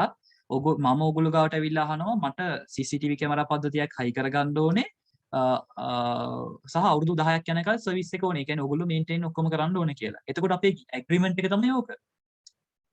CCTV කැමරා පද්ධතියක් ස්ථාපිත කිරීම සහ අවුරුදු 10ක් යනකල් සේවා සැපීම කියන එක. ඕන්න ඒකේ තව මුදල් ගෙවන කාලේ ඒ වගේ අපි තීරණය කරගන්න ඇති ඕන්න. ඊට පස්සේ දෙවෙනි පියවර වෙන්නේ අයභාරය හඳුනා ගන්න. ගිවිසුම තුළ ඇතුළත් කාර්ය සාධන බැඳීම හඳුනා ගැනීම. ගිවිසුමේ ඇතුළත් කාර්ය සාධන බැඳීම හඳුනා ගැනීම කියන්නේ. ගිවිසුමේ ඇතුළත් කාර්ය සාධන බැඳීම.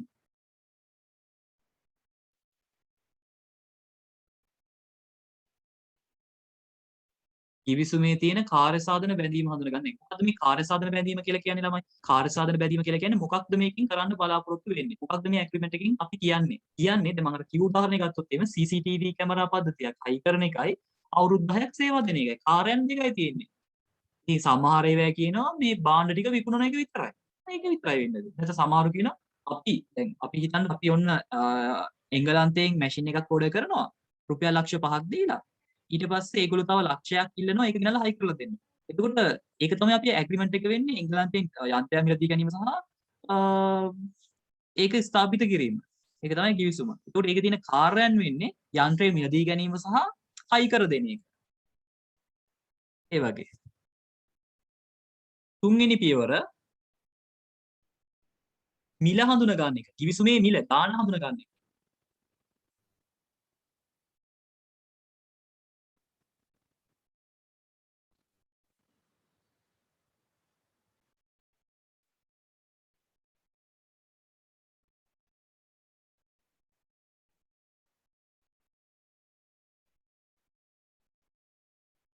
හරි. ඊට පස්සේ හතරවෙනි පියවර වෙන්නේ ළමයි.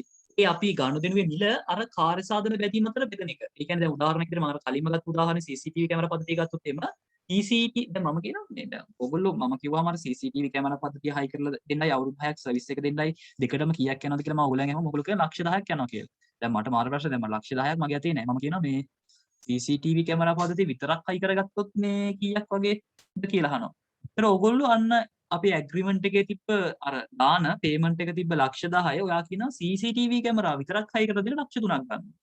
එතන ලක්ෂ 2ක් ගන්නවා කියලා. අන්න මේ විදිහට බෙදනවට තමයි අපි ඊළඟ පියවර කියන්නේ ගනුදෙනුවේ මිල කාර්ය සාධන බැඳීම් අතර බෙදීම.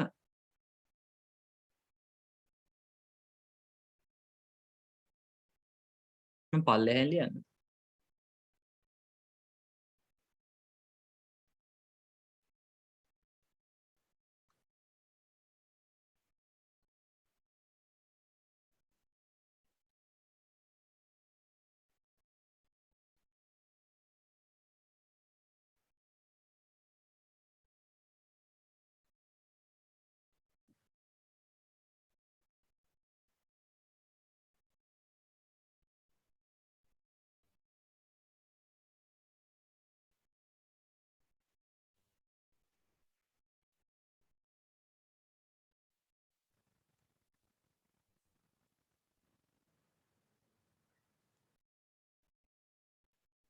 පස්වෙනි පියවර තමයි මොකද්ද? අය භාරය හඳුනා ගැනීම. මේවා අහන්නේ නැහැ කියලා නෑ. මේවා අහනවා ළමයි. ඒක නිසා අනිවාර්යෙන් ඔයගලන්ට බලා ගන්න නම් වෙනවා. සමහරට ඊළඟ අවුරුද්දේ ප්‍රශ්නට අහන්න පුළුවන්. මම මේ ලිව්ව කතාවම අහන්න පුළුවන්. ඒ කියන්නේ මේ පියවර පහේ ආකෘතිය වගේ අහන්න පුළුවන්. මේක තමයි ආකෘතිය. අය භාරය හඳුනා ගන්න පියවර පහේ ආකෘතිය තමයි මේක. ඔයගොල්ලොත් ඉතින් මේක අනිවාර්යෙන් බලා ගන්න ඕනේ.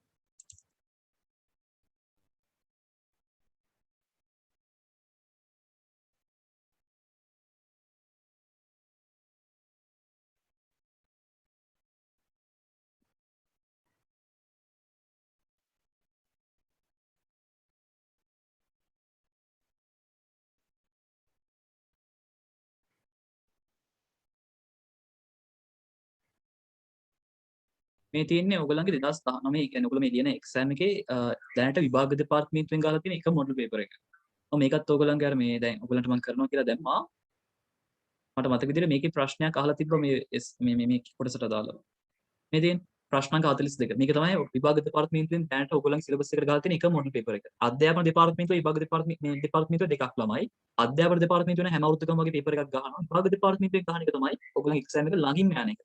ශ්‍රී ලංකාව මූල්‍ය වාර්තා කරන ප්‍රමිත අංගය කියන්නේ SLFRS 15.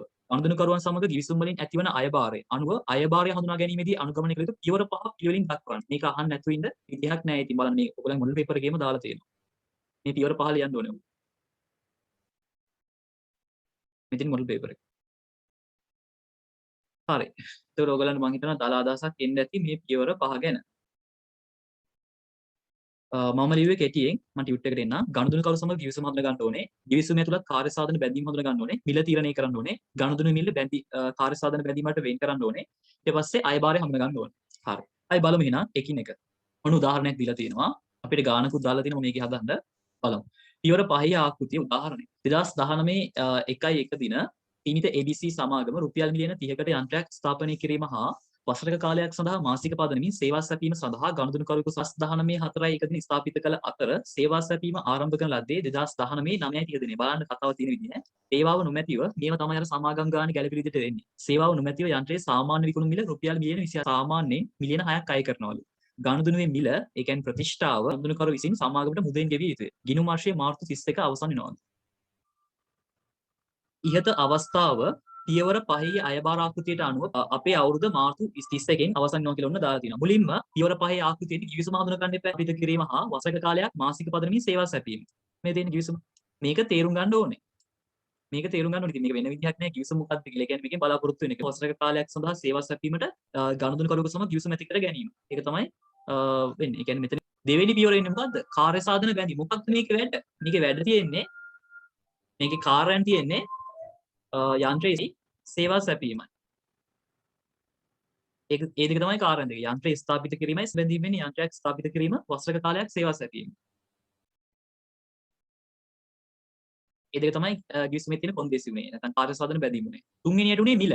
මිල තීරණය කරන එක. එතකොට මිල මේ තියෙන මිලියන 30යි කියලා. මේක දැක්කේ දැන්. මේ තියෙන මිලියන 30යි. මේක තමයි ගනුදෙනුවේ මිල. වගේ හැමෝත් මේ ඇග්‍රීමන්ට් මේකට කීයක් ඕනද කියලා මිලියන 30යි ප්‍රොජෙක්ට් එකට. මිලියන 30යි මේ.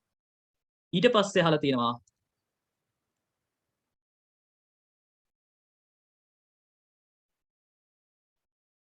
අංක 4 ගනුදෙනුවේ මිල කාර්ය සාධන බැඳීමට වෙන් කිරීම. ඔයාලට මතකද කාර්ය සාධන බැඳීම මොනවද කියලා? යන්ත්‍රයක් ස්ථාපිත කිරීමයි වසරක කාලයක් සේවා සැපීමයි. එහෙනම් අපේ මේ මිලියන 30 ඒ දෙකට බෙදලා දෙන්න පුළුවන්. යන්ත්‍රය ස්ථාපිත කරන්න මිලියන 24ක් ගන්නවා. ඒ කියන්නේ දැන් අපි ඇග්‍රීමන්ට් එක ගැහුවා අහලා ඔන්න අද දවසේ ඇවිල්ලා යන්ත්‍රය වික්කොත්. ඒ කියන්නේ මම ඇවිල්ලා ඔයගලන්ට යන්ත්‍රය විකුණනවා. මට පුළුවන් මිලියන 24ක් මගේ අයපාර විදිහට හඳුනා ගන්න. හැබැයි ඔයගොල්ලෝ හිතන්න යන්ත්‍රය ස්ථාපිත කරේ අද වුණාට මම සේවා සපයන්නේ තව මාස 4ක් විතර ගිහිල්ලා.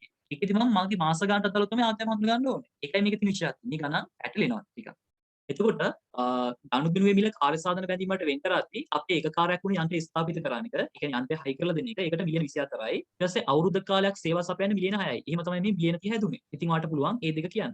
ගනුදෙනුවේ මිල කාර්ය සාධන බැඳීමට බෙදා වෙන් කිරීම තමයි හතරවෙනි පියවර. යන්ත්‍රය ස්ථාපිත කරන මිලියන 24යි. වසරක කාලයක් සේවා සපයන්න මිලියන 6යි. අන්තිම පියවර කාර්ය සාධන බැඳීම තෘප්තිමත් වූ පසු අයභාරය හඳුනා ගැනීම. බලන්න එතකොට මේක යන්ත්‍රය ස්ථාපිත කරලා තියෙන 19/4 ඊට පස්සේ සේවා සැපීම ආරම්භ කරලා තියෙන්නේ 19/9 එතකොට බලන්න අපේ අවුරුද්ද දැන් මම මේක මෙතන ටයිම් ලයින් එකක් විදිහට ඇඳලා පෙන්නන්න. අපේ අවුරුද්ද පටන් ගන්න 2019 4/1. අවුරුද්ද ඉවර වෙන්නේ 2020 3/31. හරිද? එතකොට යන්ත්‍රය හයි කරලා දීලා තියෙනවා මෙන්න මේ දවස්. ඒ කියන්නේ 4/1. මේ දවසේමයි තියෙන්නේ නේ. ඔව්. යන්ත්‍රය ආදායම හඳුනා ගන්න පුළුවන්. යන්ත්‍රය හයි කරලා දීලානේ. එහෙනම් මිලියන 24 ආදායම හඳුනා ගන්න පුළුවන්. ඒක හරිය. ඊට පස්සේ තියෙනවා යන්ත්‍රය සේවා සැපීම ආරම්භ කරලා තියෙන්නේ 19/9 කියලා. ඒ කියන්නේ මෙන්න මේ දවසේ 2019 9/30. එතකොට බලන්න 9/30 ඉඳන් 3/31ට මාස කීයද කියලා. 6යිනේ. 11 12 1 2 3 4 මාස 6යි. මාස 6. එතකොට අපි සේවා සපයන්න මිලියන 6ක් ගන්නවනේ. ඒ මිලියන 6 මාස 6 සේවා සපයලා තියෙන. ඒ කියන්නේ මිලියන 6ම ආයතන විදිහට හඳුනා ගන්න බෑ. 3යි හඳුනා ගන්න වෙන්නේ මිලියන 27යි. ඒක තමයි මේ ගණන් වල තියෙන විශේෂත්වය. ටිකක් පැටලෙනවනේ. 2019 4/1 දින යන්ත්‍රයක් ස්ථාපිත කිරීම මත මිලියන 24ක අයභාරය හඳුනා ගන්න පුළුවන්. බය නැතුව යන්ත්‍රය විකිණීම කියලා අයභාරය හඳුනා ගන්න පුළුවන්. 2020 3/31කින් 3ක ආදායමක් හඳුනා ගන්න පුළුවන්. අයභාරයක් හඳුනා ගන්න පුළුවන්. ඒතකොට සම්පූර්ණ අයභාරය වෙන්නේ මිලියන 27යි. එහෙනම් මේක කරන්න. මම හිතනවා පොඩ්ඩක් ඔළුවට අදහස යන්න ඇති කියලා. හරි. ඊළඟ පිටුවට යන්නේ. මේ ටික දැන් සාකච්ඡා කරන්න තියෙන පියවර 5. මේවත් තානවලම නිර්වචනය කරා.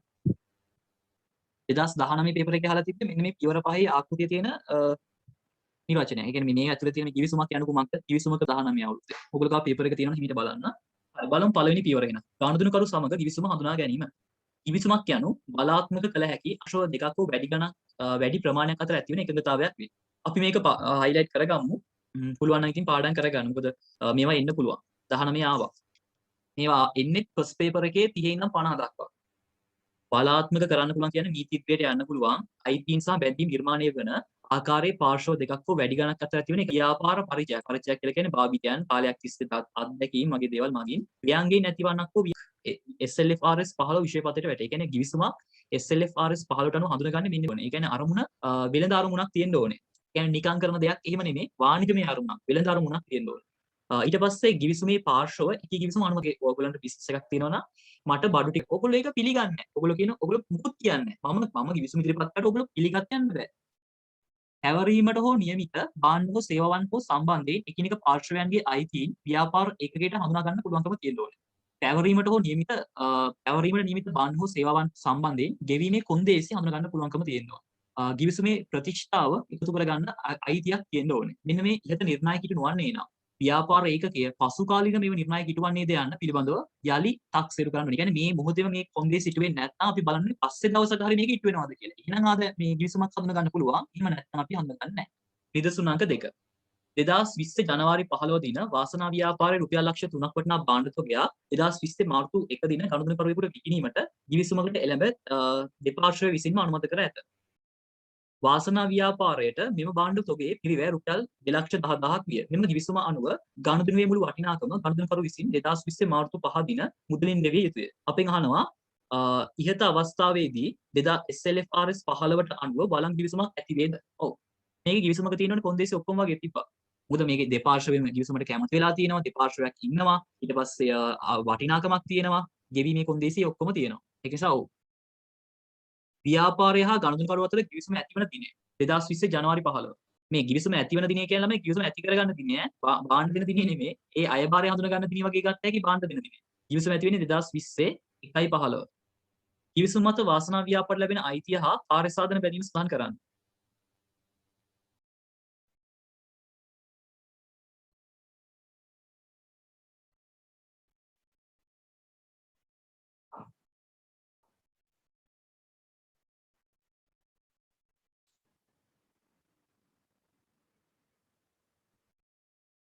භාණ්ඩ තොගයක් විකිණීම රුපියල් ලක්ෂ 3යි. මේක තමයි මේ කාර්ය සාධන බැඳීමයි අයිතියයි.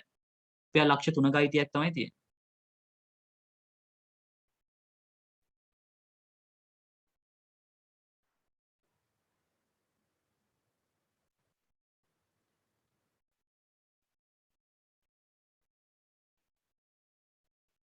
ඔයගොල්ලෝ ලියා ගන්න ටියුට් එකේම හරි ලියන පොතේ හරි කොහෙද ලියා ගන්න.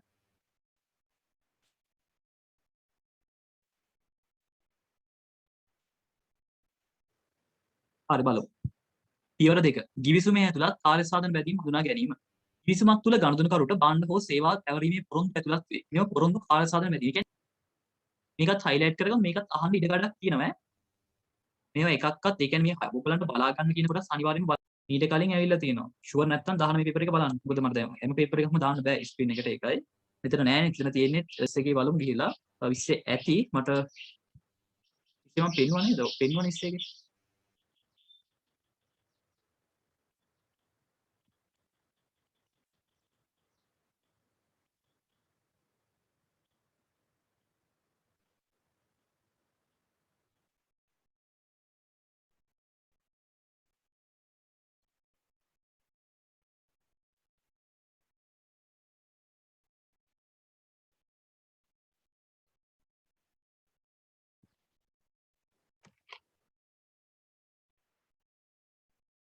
මේ තියෙන 43 SLFRS 15 ගනුදෙනුකරුවන් සමග ගිවිසුම් වලින් අයභාරයේ ප්‍රමිතියට අනුව පහත දැ සඳහන් කරන්න. ආයතනයක අයභාරය හඳුනාගත යුතු අවස්ථාවක්. අයභාරය හඳුනා ගන්න ඕනේ අවස්ථාව. ගනුදෙනුවක මිල යන්නේ නිර්වචනය. ගනුදෙනුවක මිල තමයි අපි ඊළඟට කතා කරන්න තියෙන්නේ. කාර්ය සාධන බැඳීමට පස්සේ තියෙන ගනුදෙනුවක මිල කියන එක. ඉතින් බලන්න නිර්වචන අහලා තියෙන්නේ. තේරෙනවනේ දැන් ඒකේ තියෙන සංකීර්ණත්වය. හරි බලමු. ගිවිසුමක ඇතුළත් ඉටු කිරීමේ බැඳීම් එකිනෙක මත යැපෙන. ඒ කියන්නේ සම්බන්ධිත ඒවා නෙමෙයි නම් ගිවිසුම ඉටු කිරීමේ බැඳීම් කිහිපයක් පවතින විට සහ එම බැඳීම් එකිනෙක යැපෙන ඒවා නෙමෙයි නම් එකිනෙක බැඳීම් වෙන වෙනම දිනුම් තැබිය හැකි යුතුය. ඒ කියන්නේ දැන් හිතන්නකෝ දැන් අර මම ඔයගලන්ට උදාහරණයක් ගත්තේ CCTV කැමරා පද්ධතියක් සවිකරන එකයි සේවා සපයන එකයිනේ. ඔය බැඳීම් දෙකම ළමයි දැන් වෙන වෙනම ගන්න පුළුවන්. දැන් මට පුළුවන් නේද වෙන කම්පැනි එකේ CCTV කැමරා පද්ධතියක් අරගෙන නඩත්තු කරන්න විතරක් ඕගොල්ලන්ට දෙන්න.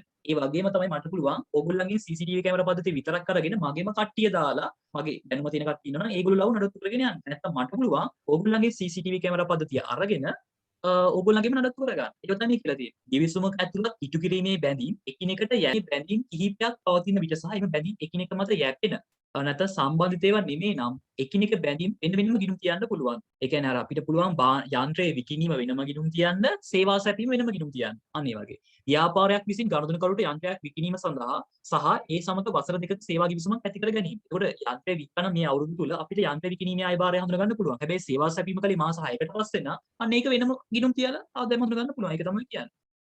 මේවා මේ අර සමහර වචන බර වැඩි ඕගොල්ලන්ට. ඒ වලට මොනව කරත් ප්‍රමිතේ තියෙනවා කියා දෙන්න මේකයි තියෙන්නේ. කිවිසුමක ඇතුළත් ඉටු කිරීමේ බැඳීම් එකිනෙකට යැපෙන සම්බන්ධිත ඒවා නම් එවැනි කිවිසුම් බැඳීම් සියල්ල ඒකරාශී කර තනි ඉටු කිරීමේ බැඳීමක් ලෙස වාර්තා කරන්න ඕනේ. ඒ කියන්නේ උදාහරණයක් දාලා තියෙනවා මෙතනම ව්‍යාපාර ප්‍රධාන ස්ථාපිත කිරීම. ඒ කියන්නේ විකුණලා අයි කරලා දෙන එක. මේ නිර්වචනය තමයි අහලා තිබ්බේ ළමයි. ගනුදෙනුවේ මිල යනු කුමක්ද කියලා. ගනුදෙනුවේ මිල තීරණය කිරීම. බලන්න ගනුදෙනුවේ මිල යනු. පොරොන්දු වූ භාණ්ඩ හෝ සේවාවක් පැවරීම වෙනුවෙන් ගනුදෙනුකරුගෙන් ව්‍යාපාර වෙත ලබා ගැනීමට අපේක්ෂිත ගිවිසුමක ඇතුළත් ප්‍රතිෂ්ඨායි වටිනාකම. මේක highlight කරගන්න. highlight කරගන්න.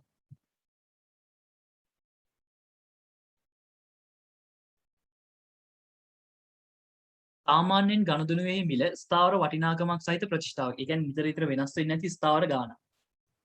වට්ටම් බෙදා හැරීම. මෙන්න මේකත් කියනවා වෙන්න පුළුවන්. මේක આવොත් නම් අමාරුයි පේපර් එක.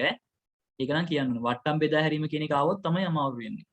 සමහර අවස්ථාවලදී ගනුදෙනුවේ මිල තුල වට්ටම් ඇතුළත් වේ. මෙහිදී මුළු වට්ටමම එකිනෙක මැදීම් වල එක් එක් සාපේක්ෂ තනි විකුණුම් මිලයන් පදනම් කරගෙන එම බැඳීම් වලට වෙන් කළ යුතුය. මේක මේ සාපේක්ෂ තනි විකුණුම් මිලයන් කියන එක මම කියා දෙන්න ඔයගලන්ට. හරි. ආන්න අපිට නිදසුනක් තියෙනවා.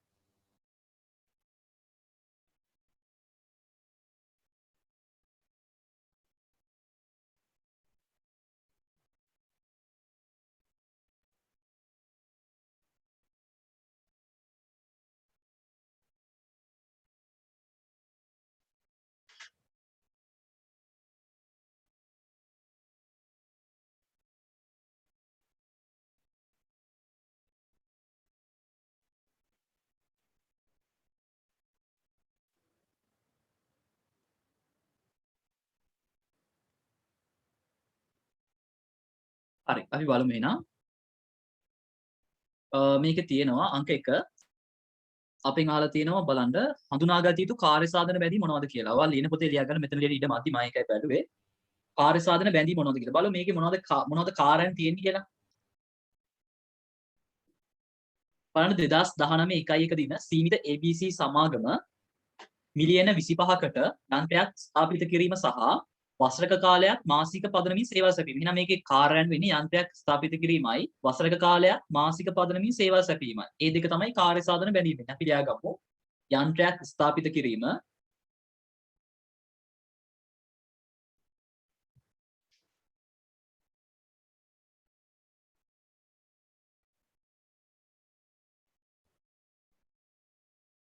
අනිත් කරුණු විදිහට ලියමු. වසරක කාලයක් මාසික පදනමින් සේවා සැපීම.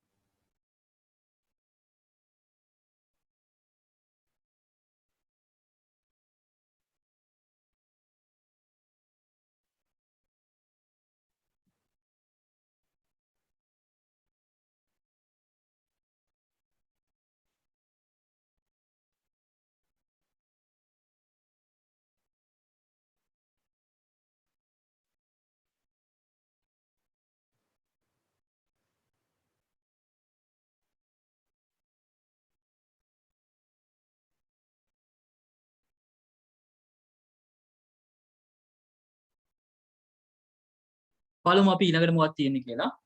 අංක 2 ගනුදෙනුවේ මිල කුමක්ද? මිල කුමක්ද කියලා අහන්නේ නිර්වචනය කරන්න නෙමෙයි මේකේ තියෙන කාණ කීයද කියලා. මිලියන 25යි නේ.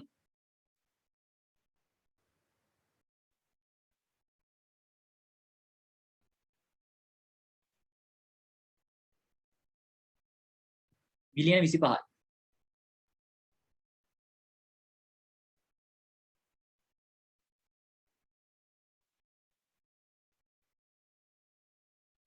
අපේ පේපර් ක්ලාස් එකට ඔයගොල්ලෝ සම්බන්ධ වෙන්න ළමයි.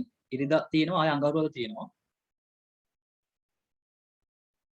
ඉරිදා පැය 3ක් තියෙන්නේ. අඟහරුවාදා එක පැය 4ක් හෝ 4:00මාරක් තමයි තියෙන්නේ. සෝරි පැය 5ක් හෝ 4:00මාරක් තමයි තියෙන්නේ.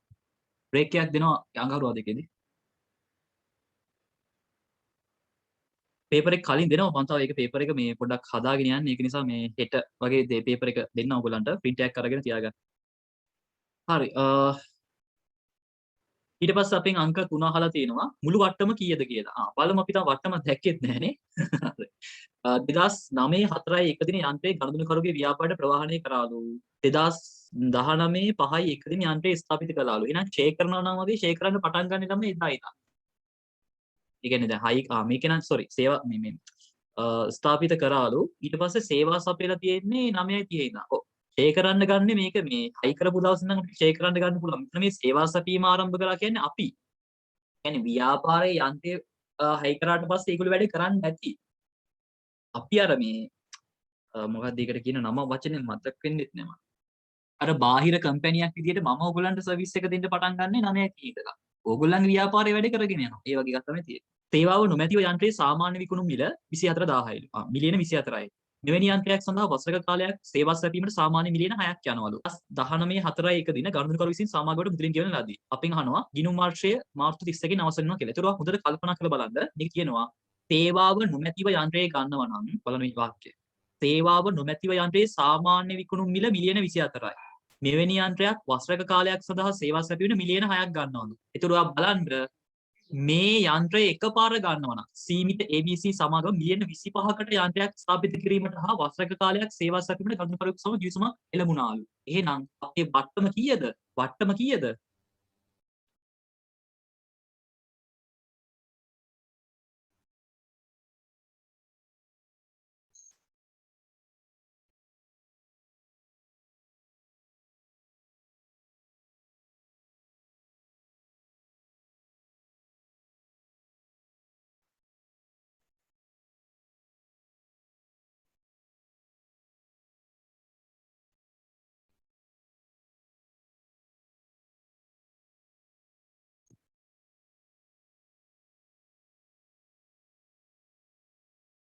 මෙහෙම සමීකරණ නෑ මම මේ නිකන් ඔයගොල්ලෝ දැනගන්න ඕනේ හින්දා ලියන්නේ.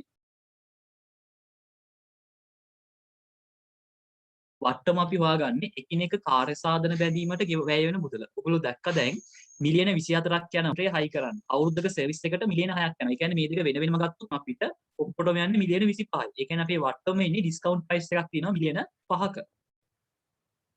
මේක තමයි වට්ටම. ඉතින් අර මෙහිම ලියන්න නැතුව ඔයගොල්ලන්ට ගන්න පුළුවන් ගාන තේරුම් ගත්තා.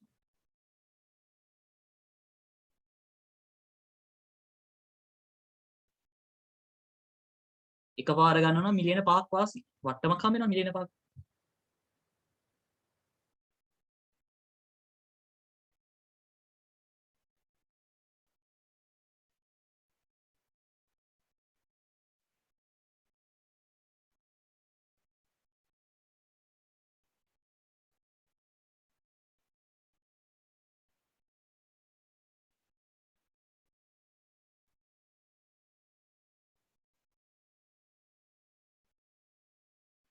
ඒක ඉවර නම් අපි ඊළඟට යන්න 4 වෙනි එකකුත් තියෙනවා නේද ඒක. අනුදුනුවේ මිල කාර්ය සාධන බැඳීම අතර බෙදා දක්වන්නලු. අන්න ඒක නම් අමාරුයි. දැන් ඔයගලන්ට පේනවා ඇති ගනුදෙනුවේ මිල කීයද? අංක 2 උත්තරේ මිලියන 25යි. මේ මිලියන 25 කොහොමද අපි යන්ත්‍රය ස්ථාපිත කරන්නයි වසරක කාලයක් සේවා සපයන්නයි බෙදන්නේ? එහෙම අපිට මිලියන 24යි මිලියන 6යි කියලා බෙදන්න බෑනේ. ඒතර මිලියන 30ක් යනවනේ. මිලියන 25 තමයි බෙදෙන්න ඕනේ. මං කියන එක තේරෙනවද බලන්න? දැන් අපේ ගනුදෙනුවේ මිල තියෙන්නේ ලක්ෂ මිලියන 25යිනේ. මේ මිලියන 25ක් කාර්ය සාධන බැඳීම් වලට බෙදන්නලු. දැන් ඔයගොල්ලෝ දන්නවා යන්ත්‍රය ස්ථාපිත කරන්න මිලියන 24ක් යනවා කියලා ගාණ කියනවා. ඊට පස්සේ සේවා සපයන විතරක් මිලියන 6ක් යනවා කියලා කියනවා. ඒක කොහොමද මේක මිලියන 25ට අදාළව ලියන්නේ? අන්න ඒක තමයි අමාරු වෙන්නේ.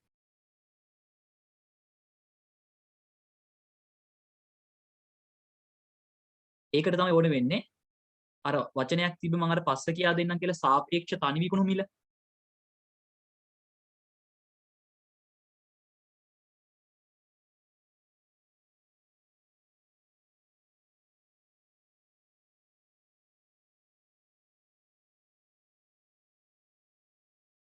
හරි.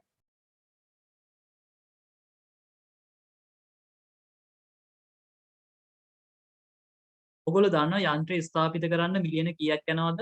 24ක් යනවා. සේවාව සපයන්න විතරක් යනවා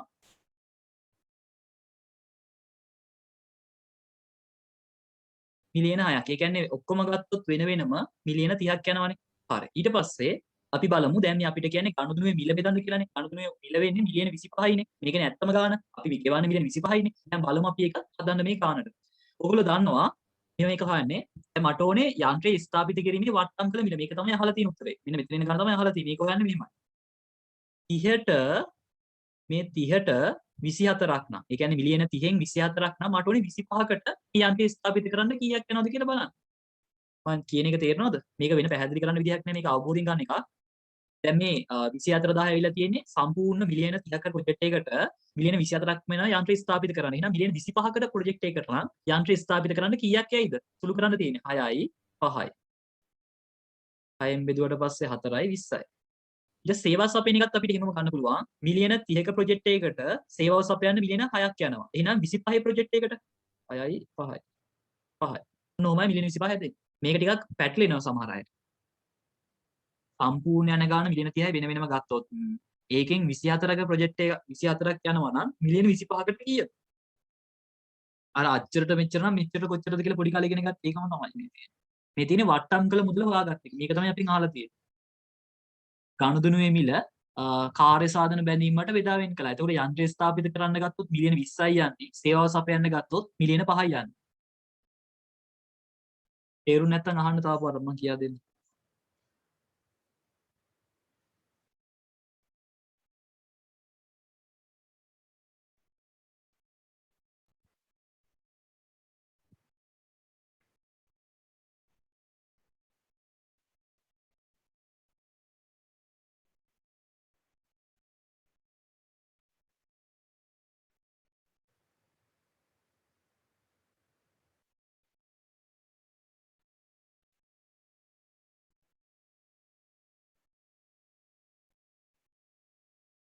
මොනවා හරි ප්‍රශ්නයක් තියෙනවද ළමයි?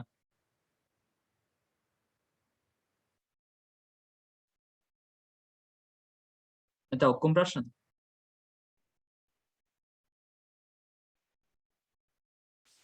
මේ ටිකේ හොඳට මහන්සිලා හොඳට ඉගෙන ගන්න ළමයි.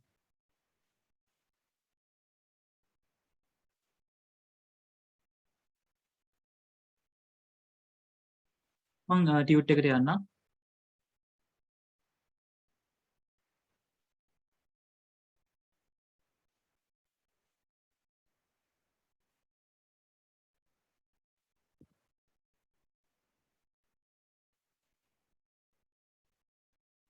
හරි. ඔයගොල්ලෝ මේක ලියාගත්ත නේද කට්ටිය? මම ටියුට් එකට යනවා එහෙනම්.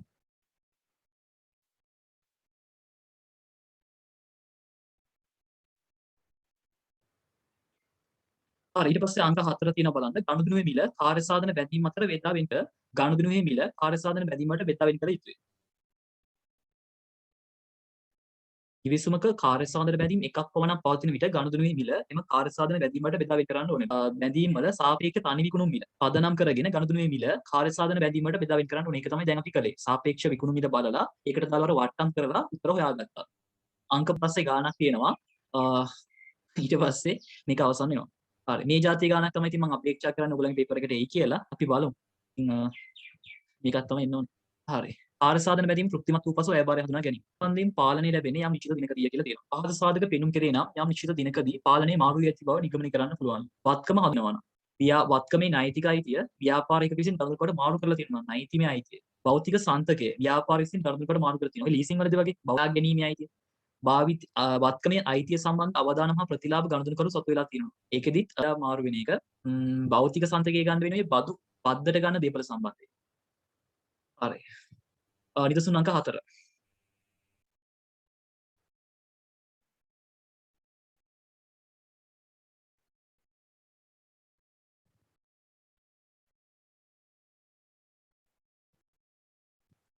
බලන්න අපෙන් අහලා තියෙනවා 2019 1 දින සීමිත ABC සමාගම මිලියන 25කට යන්ත්‍රයක් සැපීම සහ වසරක කාලයක් මාසික පදනමින් සේවා සැපීම සඳහා ගනුදෙනුකරුවෙකු සමග ගිවිසුමක් ඇති කර ගන්නා ලදී. ඊට අපිට තියලා තියෙන 2019 1 දින 4 දින යන්ත්‍රයේ ගනුදෙනුකරුගේ ව්‍යාපාරය ප්‍රවාහනය කරාලු 5 දින යන්ත්‍රය ස්ථාපිත කරාලු 9 දින සේවාව ආරම්භ කළාලු සපයන්න සේවාව නොමැති යන්ත්‍රයේ සාමාන්‍ය විකුණුම් මිල මිලියන 24යි. මෙවැනි යන්ත්‍රයක් වසරක කාලයක් සඳහා සේවා සැපීමට සාමාන්‍ය මිලියන 6ක් අය කරනවලු. ගනුදෙනුවේ මුළු මිල සමාගමට ගෙව්වලු 2019 4.1 දින. හරි. අපෙන් අහලා තියෙනවා 2020 3.31 අවසන් වර්ෂයේ ඉහත ගනුදෙනු ස්ථාන කිරීමට අවශ්‍ය ලෙජර් ගිණුම් පිළියෙල කරන්න 2020 3.31 දිනට මූල්‍ය ප්‍රකාශන උද්ෘතයන් දක්වන්න කියලා. හරි. එතකොට අපි මේක කරමු. මම මේකේ දිස්ත්‍රාන් ටිකත් ඔයගලන්ට දෙන්නම්. නැත්නම් එකපාරම අමාරුයිනේ. ඒක නිසා අපි දිස්ත්‍රාන් ටික ලියන ගමන් ලෙජර් ගිණුම් ටික ගහමු. අපිට ලෙජර් ගිණුම් ඕන වෙයි. ලියන ගමන් ගහමු නේ. මටත් එකපාරට කියන්න අමාරුයි කීයක් ඕනද කියලා. ඒක නිසා අපි ලියන ගමන් ගහමු. මුලින්ම අපි ගමු මේකේ තියෙනවා ඔයාලට දකින්න ඇති මෙතන 2019 4.1 දින ගනුදෙනුකරු විසින් සමාගමට මුදලින් ගෙවන ලදී. ගනුදෙනුවේ මිල සල්ලි වලින් ගෙවලු 2019 4.1 දින. හරි. දැන් අපි ඕක ලියලිමු. කීයක් ගෙවලා තියෙනවද මිලියන 25 නෙවෙයි ගෙවන්න ඇත්තේ. මුළු මිල ගෙවුවා කියලානේ කියන්නේ. හරි. අපි එහෙනම් ඒක ලියමු. මම මුලින්ම පෙර වැඩ කියලා ලියලා දිස්සතන් ටික ලියන්න පටන් ගන්නවා. පළවෙනි එක මුදල් හම්බුණා නම් මුදල් හර මිලියන 25යි.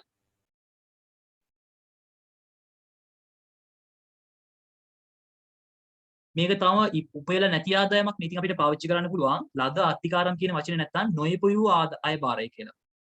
හරිම වචනේ තමයි නොඉපයූ අය බාරය. මේක ඇවිල්ලා වගකීම් ගිණුමක්. කවුරු හරි කෙනෙක් මේකට අත්තිකාරම් කිව්වට ප්‍රශ්නයක් නැහැ. නමුත් හරිම වචනේ නොඉපයූ අය බාරය.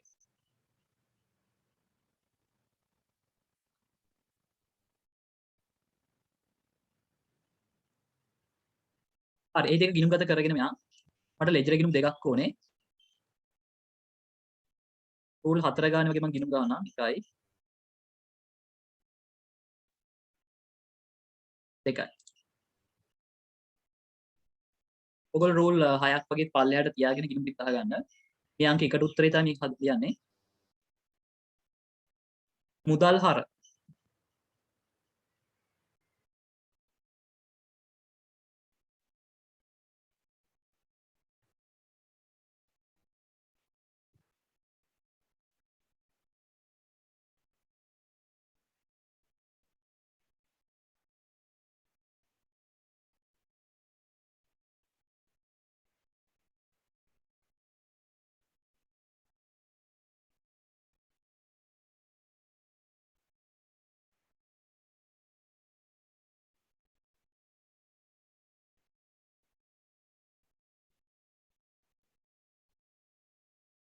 ඔන්න අර මුලින්ම සල්ලි හම්බුණා කියලා කියනවනේ ගනුදෙනුකරුගේ. ඔන්න ඒක තමයි මේ ලියුවේ. මුදල් හර නොයිපුයි අය බාර. නැත්නම් ලද අත්තිකාරම් බැර කිව්වත් කමක් නැහැ. හැබැයි ඒක පරණ වචනයක්. අලුත් සිලබස් එකේ වචනේ වෙන්නේ නොයිපුයි අය බාරය කියන එක. හරි. ඊට පස්සේ බලන්න ඊට පස්සේ මොකද්ද වෙලා තියෙන්නේ කියලා. ඊට පස්සේ මේක කියනවා යන්ත්‍රය ප්‍රවාහනය කරාලු මෙන්න තියෙනවා 5යි 1 දින යන්ත්‍රය ස්ථාපිත කරාලු. අපි ඒක ලියමු. එතකොට යන්ත්‍රය ස්ථාපිත කරා නම් ඔයා බලන්න ඕනේ අපි ඔක්කොම මේකට ගිය රුපියල් මිලියන 25යිනේ. එතකොට යන්ත්‍රය ස්ථාපිත කරන්න විතරක් කීයක් යනවද? ඒක තමයි අර වට්ටම් කරලා හොයාගන්නේ අපි. දැන් මේක කියන්නේ සේවාව නොමැතිව යන්ත්‍රයේ සාමාන්‍ය විකුණු මිල 24යි. මිලියන 24 ලිව්වොත් වැරදි. මොකද අපිට මිලියන 25යි ඔක්කොටම යන්නේ. අපි ඒක අපිට ඒක හම්බෙලත් ඉවරයි මිලියන 25ක්. ඒකට අපි මිලියන 24ක්ම යන්ත්‍රයේ ආදායන තියාම ඒක කොහෙවත් කියලා නැහැ. ඒකයි ප්‍රශ්නේ. සේවාව නොමැතිව යන්ත්‍රයේ සාමාන්‍ය විකුණු මිල මිලියන 24යි. සේවාවත් එක්ක සේවාවට මිලියන 6යි. ඒකට ඔක්කොම වටිනාකම වෙන්නේ මිලියන 30යි. මිලියන 30ක මේ ප්‍රොජෙක්ට් එකට මිලියන 25යි අපි ගන්නෙ. එහෙනම් අපි බලන්න ඕනේ යන්ත්‍රයේ විතරක් සාමාන්‍ය වටම් කළ මිල කීයද කියලා. ඒක හොයාගන්න ඕනේ. අර අපි කලින් හොයාගත්තේ.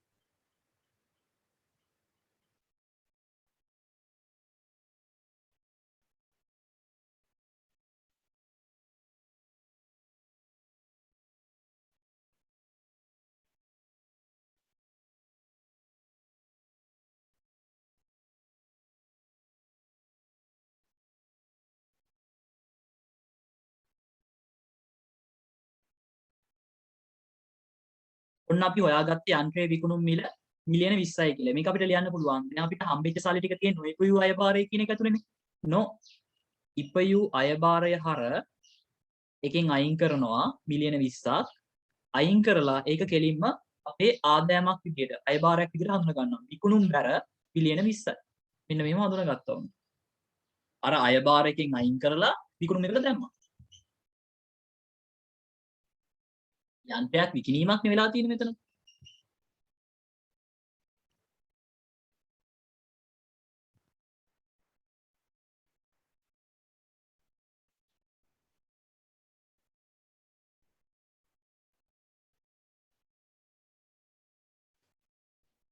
අපි ඊට පස්සේ මේකත් ගිණුම්ගත කරගමු. අපිට තව ගිණුමක් ඕනේ, ලෙජර් ගිණුමක් ඕනේ. මම ඒකත් ගහ ගන්න දැන්.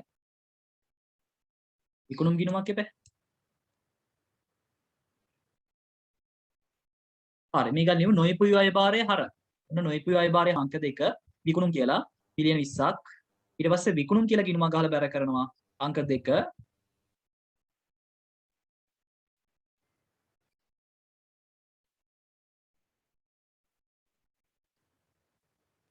නොයෙකුයි අයභාරය කියලා මිලියන 20ක්. හරි මේකත් ලියා ගන්න ඉක්මනින්. නොයෙකුයි අයභාරයේ හර විකුණුම් බැර.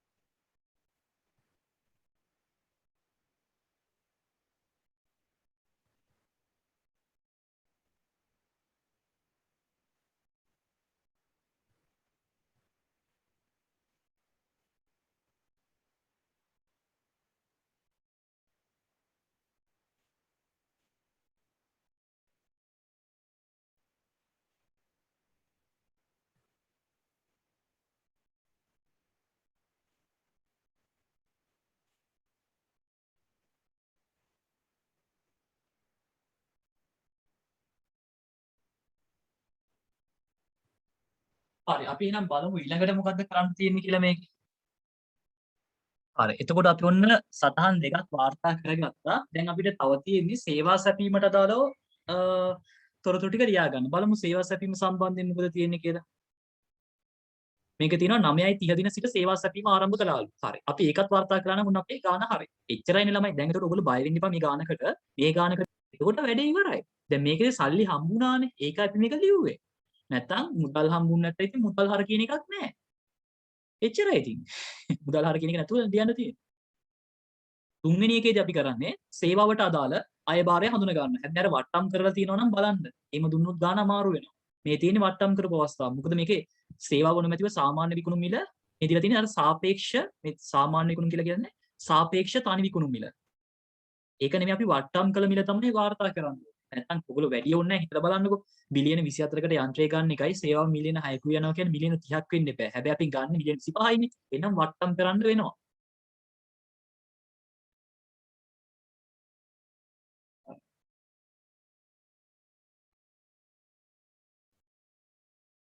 සේවා ආදායම. සේවාව සපයලා තියෙන්නේ 2019 9:30 ඉඳන්නේ. 9:30 ඉඳන් 2020 3:30 වෙනකල්. 3:31 වෙනකල්. කියන්නේ මාස 6යි. එතකොට අපිට ගන්න තියෙන්නේ සේවා ආදායම හඳුනා ගන්නකොට මිලියන 30ක ප්‍රොජෙක්ට් එකකට සේවාවට මිලියන 6ක් යනවා නම් මිලියන 25 ප්‍රොජෙක්ට් එකකට යන්නේ කීයද? මිලියන 5යි නේද? එතකොට එතකොට මාස 6යි කියලා කියන්නේ රුපියල් මිලියන 3යි. නෑ 2.5යි. මෙන්න මේක තමයි අපේ සේවා ආදායම වෙන්න ඕනේ. අවුරුද්දට දාලා සේවා ආදායම වෙන්න ඕනේ මිලියන 2.5යි. මොකද සේවා ආදායමත් අපි වට්ටම් කළාම ඉන්නේ මිලියන 5යිනේ. මාස 6යි සර්විස් එක දීලා තියෙන්නේ. එතකොට මිලියන 2.5යි හඳුනා ගන්න වෙන්නේ ආදායම. මේක අපි වාර්තා කරන්නේ මෙහෙමයි. නොයෙකුයි අයභාරය හර මිලියන 2.5යි සේවා ආදායම් බැර. මේක සේවා ආය භාරයක් විදිහට හඳුනා ගන්න එකයි.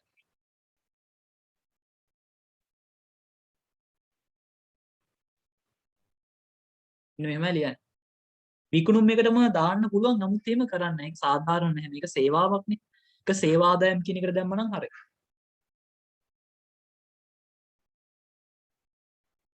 ඒකත් වාර්තා කරනොත් අපිට අලුතෙන් තව ගිණුමක් ඕනේ. මම මේක zoom out කරන්නද මේක අමාරුයි ලියන්න මට.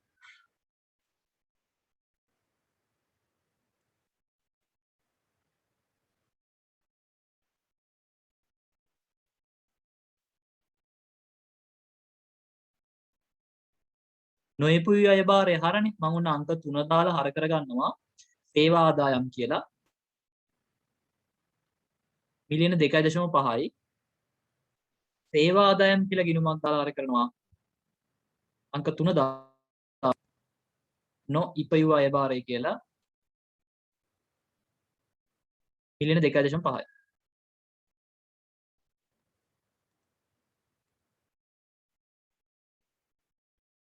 අර ඔච්චරයි ගිණුම් ගත කරන්න තියෙන්නේ. කාර්ය සාධන බැඳීම් ටික කියන්න විතරයි තියෙන්නේ.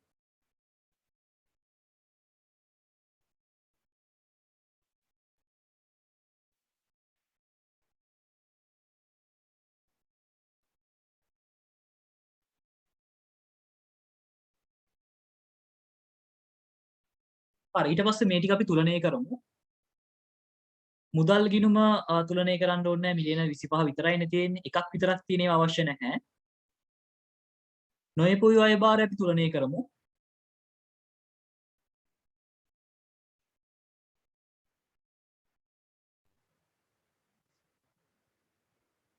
එක දශම පහයි ශේෂය පාග නොයිපයු අය බාරය කියන්නේ වගකීම් ගිණුමක්.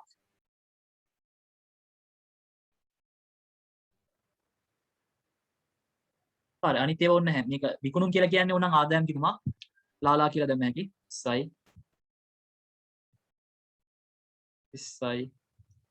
20යි සේවා ආදායම් කියන්නේ ආදායම් ගිණුමක් 2.5යි 2.5යි 2.5යි ලාලා කියලා දැම්ම හැකි. ඉතින් ওই විදිහට දැම්ම හැකි. අපේ මූල්‍ය තත්ත්ව ප්‍රකාශනෙ උඩට යන අහලා තියෙනවා. ඒකත් සටහන් කරගන්න ඕනේ. මේකට අග්ගල් ලියා ගන්නද?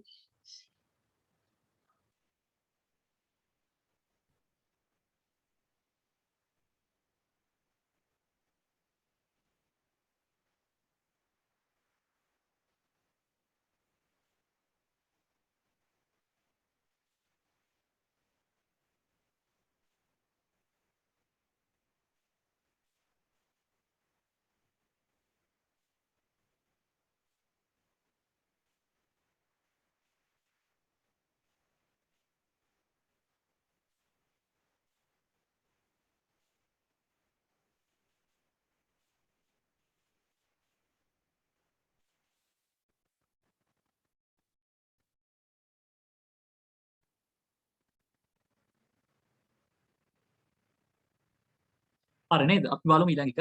ඊළඟට අහලා තියෙන්නේ මූල්‍ය ප්‍රකාශන උද්ෘත. අපි ඒකත් හදමු ටක් ගාලා.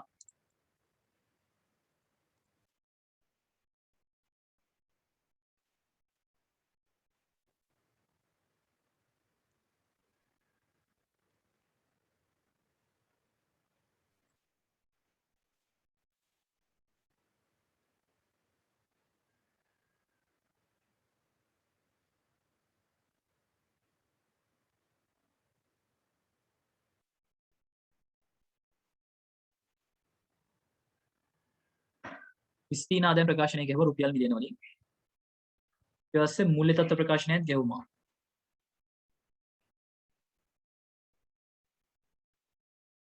හරි. බලමු අපි මේකේ මොනවද තියෙන්නේ කියලා. මුලින්ම තියෙනවා මුදල්. මුදල් කියන්නේ ජංගම වත්කමල දාගමු.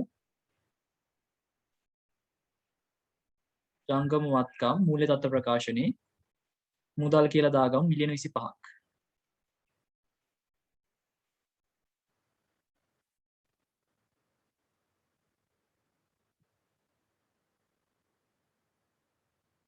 ආයෙ තියෙනවා නොයෙපියු අය බාර. නොයෙපියු අය බාර කියන්නේ ජංගම වගකීමක්. වගකීමක් මේක. නොයෙපියු අය බාර කියන්නේ වගකීමක්. අපි ඒක දාගමු ජංගම වගකීම් වල.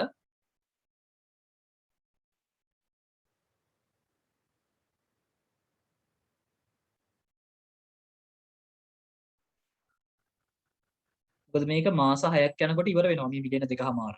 ඊළඟ මාස 6ට සර්විස් එක දුන්නකම ඉවරයි. ඊට පස්සේ විකුණුම් කියන්නේ 20 තින ආදායමක්. අපි උඩින්ම ලියාගමු විකුණුම් කියලා. මිලියන 20යි. ඊට පස්සේ සේවා අය භාරයේ ආදායම් කියලා ලියාගමු ඊළඟ. සේවා ආදායම් කියලා ලිව්වත් අය භාරය කියලා ලිව්වත් ප්‍රශ්නයක් නැහැ. ඒක ගැටලුවක් නැහැ.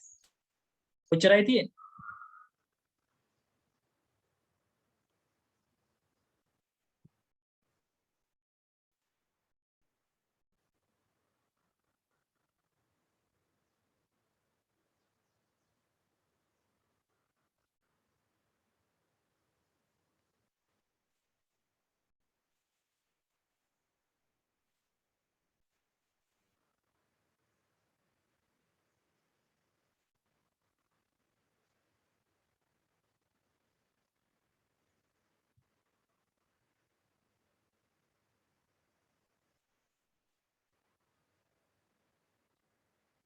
හරි නේද? මෙතනින් ඔයගොල්ලන්ගේ ඔන්න ප්‍රමිත ටික අවසන් වුණා. අපේ ඔක්කොම ප්‍රමිත ටික මම ඔයගොල්ලන්ට අනිත් ටික වීඩියෝස් වලින් දීලා තියෙන්නේ. මොනවා හරි ප්‍රශ්නයක් තියෙනවා නම් කියන්න. හරි. ඊට පස්සේ මේකෙත් මොනවා හරි ගැටලුවක් තියෙනවා නම් අහන්න බලන්න.